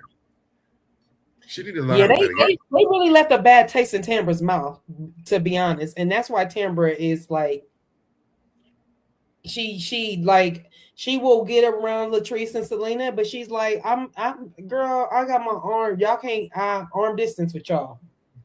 We cordial. I'm not about to go on my way, but you guys didn't reach out to me. Just like for They Lateshia to should put me say, on a reality show because, look, baby, look, I could be Tambra. I will go onto Bell Collective and be a real Bell and collect all these bitches together. come If you on, want to play with me, I'm gonna play come with you on, too. come Ray on. Ray said, "Why Lateshia always click up with a Bell to go against another Bell?" And that's my thing. Let's not do that, Christine. I never noticed that. That's true tea. Yes, real shit. I would pull up with a Ponderosa, and I would have Glenn sitting next to me, and I would have Marie's white man and a husband who they both ain't fucking with her no more. All together, let's have a Ponderosa. Y'all bitches want to talk? Let's talk. Y'all put up my ex. Let me pull up your exes. Let's have a Ponderosa. Okay. Like literally, that's why you got to be careful with the like they be talking. Oh, I play chess. I don't play. Tambra need a good gay friend. Tambra need a good gay friend. Shit, if I was Tambra, I would have exactly why Marie and Lateshia are for real. Baby, they would have sat down. We would have sat down at what's the place they was at? Was it Latisse's place where they did the food drive at? Oh, a taste. I would have put up a taste. Glenn and both of Marie's men would have been there. So, this is what y'all want to do? Let's have a Ponderosa. I wouldn't put it past Amber to do something not like that, but to be like, I got y'all numbers. I'm watching. I got my good. She needs a good gay friend. I think she has a good gay friend. I feel like whoever it is ain't doing their job right because I'm telling you, I've seen her with she needs a good gay Virgo friend. Okay. Okay. Anything? What else? What else? What else? What else did I miss? I mean, during the burial. Christine says, "Yes, I agree. Tambra needs to stand 10 toes down with these hens, aka chickens. LOL. You want to be a baller shot caller in my Diddy voice? Oh, not Diddy voice, but okay, I got you. But yeah, I'm more my little Kim bag. You want to run with the B, huh? Throw a hex on the whole family." Yeah, see, Tamra's manager or co-worker, I think, is her best friend. I know. I seen her. Oh no, she needs a better one. With her little friend, I seen she her. She need a good gay like me. I seen her with her good Judy. I did. She need a really good gay like Busy. Busy is it'll be an entire mess. Yes, it would be. She probably wouldn't have no friends either. Throw a hex on the whole family, on the whole. Yes. But they would never me again if I was Tambra. Uh-huh. They wouldn't, you couldn't. Because you want to call my ex, who already y'all shouldn't have even contacted because of a safety issue. But let me call in Glenn and the baby the lady who's supposed to be pregnant. Child. Shit, call Glenn and call me. I'm gonna come in there with my legs crossed and what was happening? I'm gonna flip my little earring. What was happening? What was said? Are you gonna twirl it? A little twirl. What was happening? I thought a broke bitch said something. Now. I thought a man's wife said something. Clock it. Okay. Clock it. Don't let me turn real gay on you real quick. Oh my gosh, y'all. Did you guys enjoy yourself with us tonight again? I hope y'all did. I had a good time with you, brother, because like literally I know when I'm watching you sometimes when you're by yourself, you're like, I love when you guys are in my chat because it makes my chat go by faster. I mean, the time go by faster and it's a good time. But when you have a panel or somebody else to talk to, it's even more. So it's a little bit longer. So I just want to make sure you guys all had a good time with me and SoDebNair because I had a great time. And we have been literally on a roll together with Married to Medicine and this. Like, This might have to be a thing. This might have to be a thing, honey. It might have to. Already, you see my thumbnail. I put you on there, boo boo. Yes. Well, originally I didn't know you were gonna come, so I made mine before that. But I got you for the next one. For part two, I got we good. Yeah, we're definitely gonna do a reunion part 2, guys. We will be here for next week. We haven't set the date yet or which day we're gonna do it, but we definitely will be here. Deb, are we gonna actually, you guys be looking out, and we'll probably do it on his channel because I can share to my channel from his channel. But we're gonna do some other things, something else. We might do it this week, so you guys be on the lookout for me and my brother doing another live and coming to you guys about another hot topic that we're not gonna say. We're gonna leave it right there. But we are Married to Medicine on Monday. Okay, that would be fine. That would be fine. So yeah, we can do the Married to Medicine on Monday. I gotta stay on Eugene and Toya's ass for like the rest of this week. At least you called him Eugene. At least you called him Eugene. I'm being nice today. Thank you, Christine. You know the dream team. We like it. AKA Supreme Team. Okay. Oh, let me show y'all what Eugenia look like too, by the way, since we talking about it. Oh Lord, I know. look at our sister coming in here. I love it. Look at Princess coming all lady. Hey, honey bun. There you gonna be it. Y'all ever see Eugenia? Let me show y'all Eugenia. I'm scared to see Eugenia. Wait, you got a glare. Oh, there. Lord have mercy. Tilt it down a little bit. Tilt it down a little bit, brother. Oh, there you go. Perfect. There you go. Oh my goodness. Not with the blonde wig. I am done. I can't. That will be Eugenia's picture forever. That could be my cover art for the next for the part 2. I'm not doing it with you. Doing that with you no more. Where the blonde wig? People be on Twitter trying to go back and forth with me. I'm destroying lives on Twitter right now because that's Eugenia.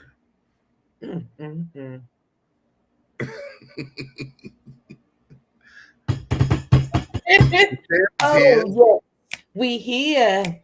The dream team is here. Oh yes, we're here. Come on, right. Y'all gotta sing a song. Eugenia said blondes have more fun, and Eugenia's over there having a great time because secretly Eugenia want to be over there laying up underneath Steve. To be honest, let's talk about it if you want to talk about it. What happens when we let the Virgos loose? See what happens when the Virgos get let loose? Can't let Christine in the show. The Virgos let loose and it'd be over. It's a wrap. But because we know the truth. And y'all ain't scared to tell it. And we're not scared to talk about it. You know what I'm saying? Eugene Bush. Not Eugene Bush. Is at home with that blonde wig on. And Toya Harris Bush is over there with y'all. Y'all know what is over there. You just gotta connect to the waist. Ooh, I had too much fun. Step into the front and let go in the half. What Ray say? And Eugene get a different size every day. Oh my God! But Toya and Eugene is a better representation of successful marriage, in my humble opinion. Now that's true. I mean, they are the most likely to be like how everybody else Steve is. And Mimi? As far as like a real couple goes, I'm not saying like we haven't seen Steve and Mimi have a hard discussion and what they look like when they're at odds. Once we see that and I see how they handle themselves, then I can say yes. But I'm saying as far as all the couples across the board, I would say that I'm more like Toya and Eugene in my relationship. Me and my husband, there's times where I get really upset and I go off. There's times where he's really upset and he goes off. And then there's times where we both be like, okay, shut the fuck up. And like, so that's, to me, that their marriage is more like how a real relationship is. Yes, Toya does go off on Eugene sometimes, and she belittles her husband. She's disrespectful to her husband. She literally is like the men in the relationship in their relationship. Well, then that means you mean that men will disrespect their. She went on to this show and told people that her man has a little dick. She did not say he had a little.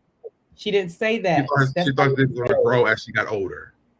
Okay, but that's not saying he had a little one. That's up for interpretation. Me and Heavenly took it the same damn way. I'm like, the dick must need to be bigger because that's what I thought. All I know is that Dr. Damon have a big ass dick because he's from Barbados, but that's what I heard. You know what I'm saying? So y'all are not gonna tell me every man in Barbados is swinging and slinging, okay? But that's okay if that's what y'all want to. If that's I think it's very few and far behind. Really think I'm going to believe what we said this last night? Do you really think I'm gonna believe what Dr. Heavenly says when she says that their marriage is perfect all the time, and she didn't even know that her son was in jail? Like there is no such thing, Cletus. I know she know what that dick look like, and that's fine. I hope you do too. Because I know what my husband's look like. I can tell you what it look like from the front, the back, the side to side. I know what mine look like. He in the ground. But the thing is that I don't disagree with her on that part about Dr. Damon. That it must be some good stuff over there. I don't know. She got the good stuff. He got the good stuff. They both got the good stuff, but somebody got the good stuff over there. And body people. So I'm gonna let it ride right there. Let it ride right there.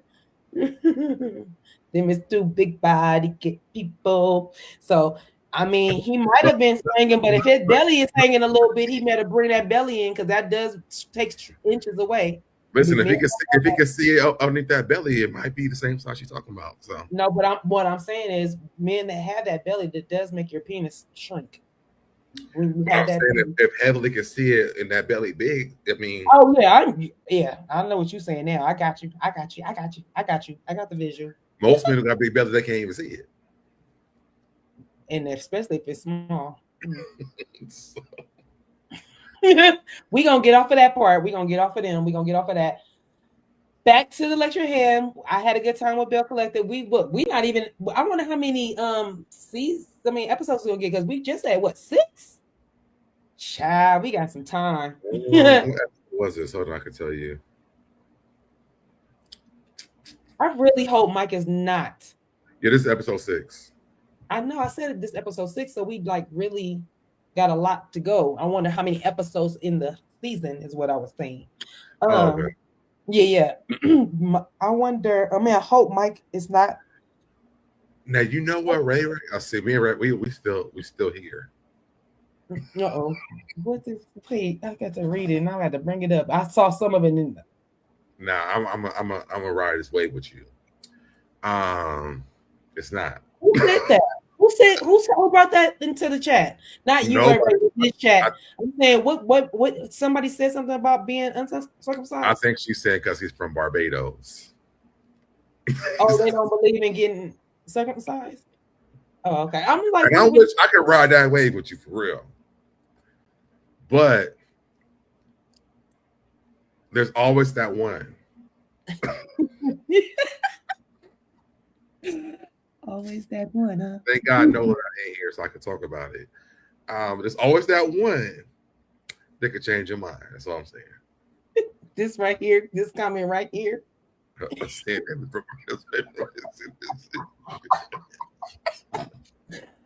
Oh, I'm gonna get you. I'm gonna get you. Oh my goodness. Christine, what you talking about? What you say? By the way, yeah, Todd didn't get Candy and Todd divorced. Yeah, he got like $400,000, a little like around that.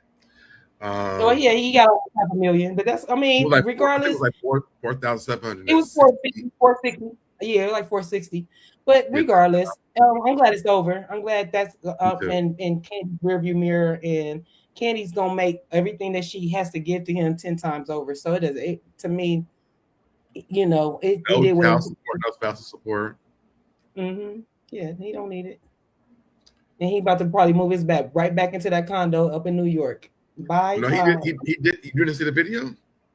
No, I don't watch. I ain't watched him. He did like a No. crib like review of his apartment in New York.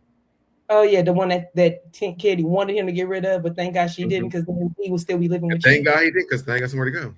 That's what I said. He would be living with you and that girl still. Yeah. That's He is now crazy. out of the guest house and he's back in New York into the condo. And the condo is cute though. It's cute. No, the condo was cute when they showed it when it wasn't even renovated. I was like, oh yeah, this is potential. This is, and in New York, oh yeah, this is this is it right here. This is a gold mine. I don't know what Candy was thinking about. She wasn't thinking. She was like, no, he ain't about to have another bastard spot.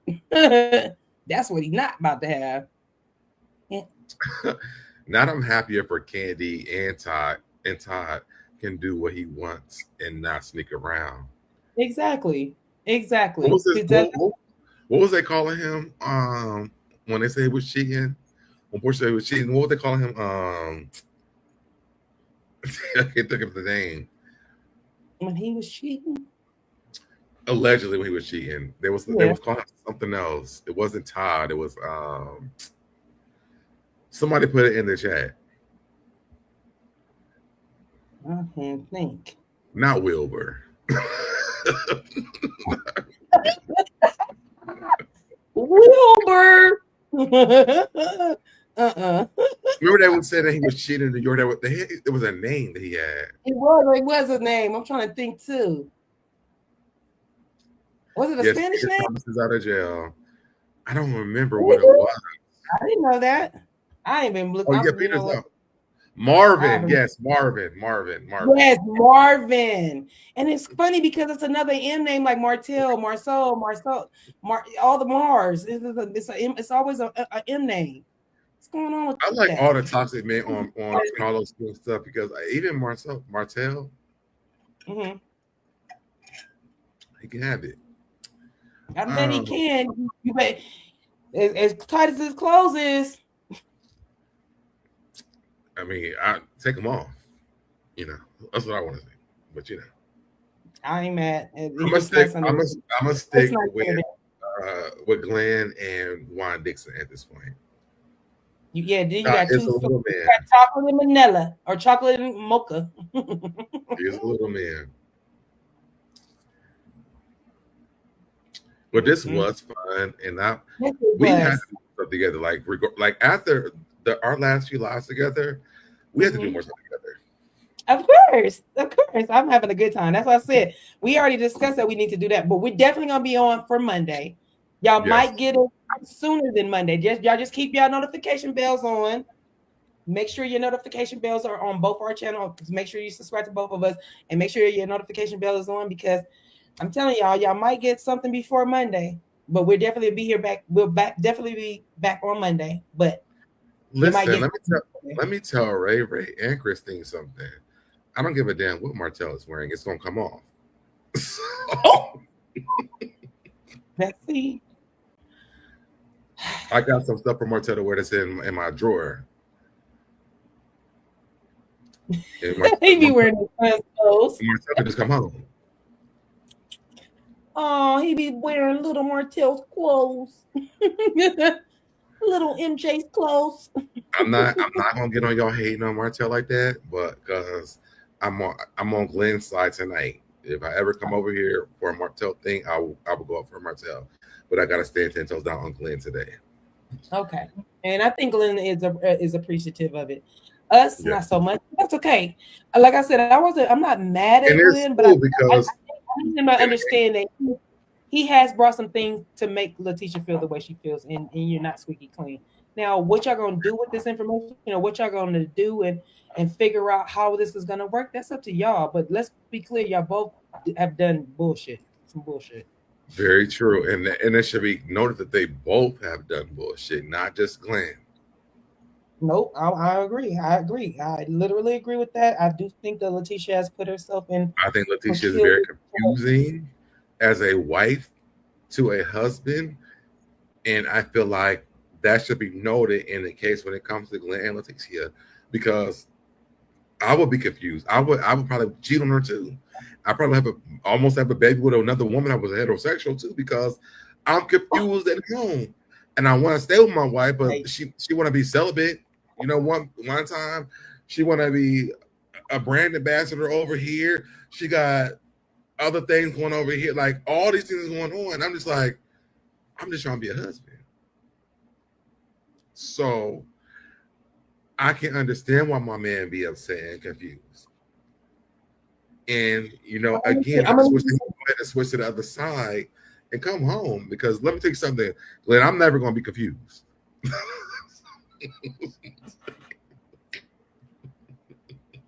That's what he's saying.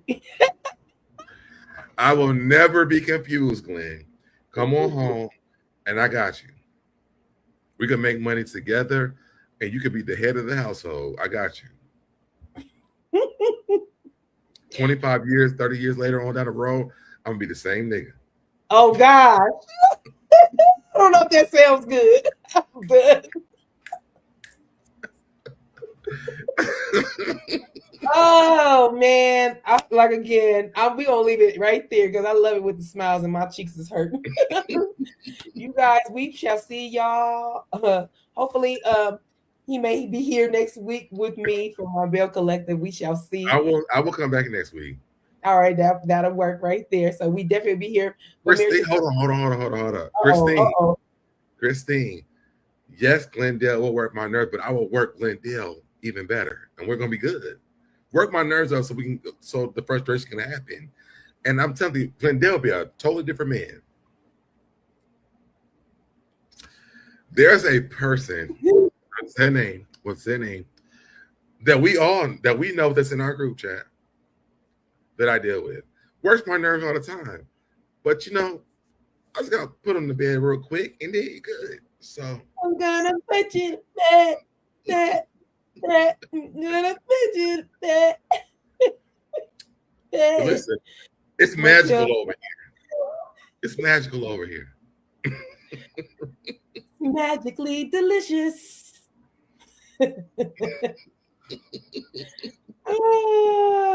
Okay, good.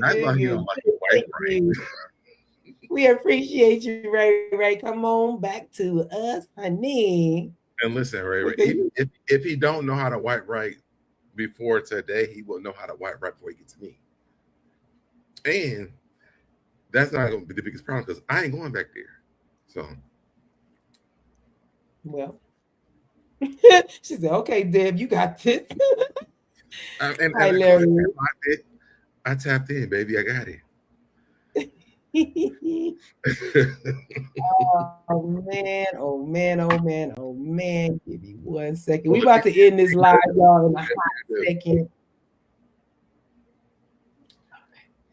All right. Well, you guys, like I said, put the notification bells on. We will be back next week for Monday for Married to Medicine, and we'll probably do Tuesday, depending. We'll probably do Tuesday or Wednesday for Belle Collective. Not really sure. I'm leaving out of town next week, but not until that Saturday. So we'll figure it out. But thank you guys for joining us. We really appreciate you guys.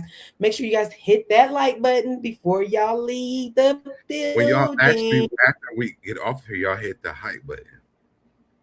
There you go. I was about to say it, but my brother took it right out of my mouth. So there it is there.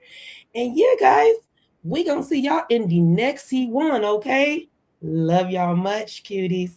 Have a good night. I did it. I did it. I did it. I did it. I did it. I did it. I did it.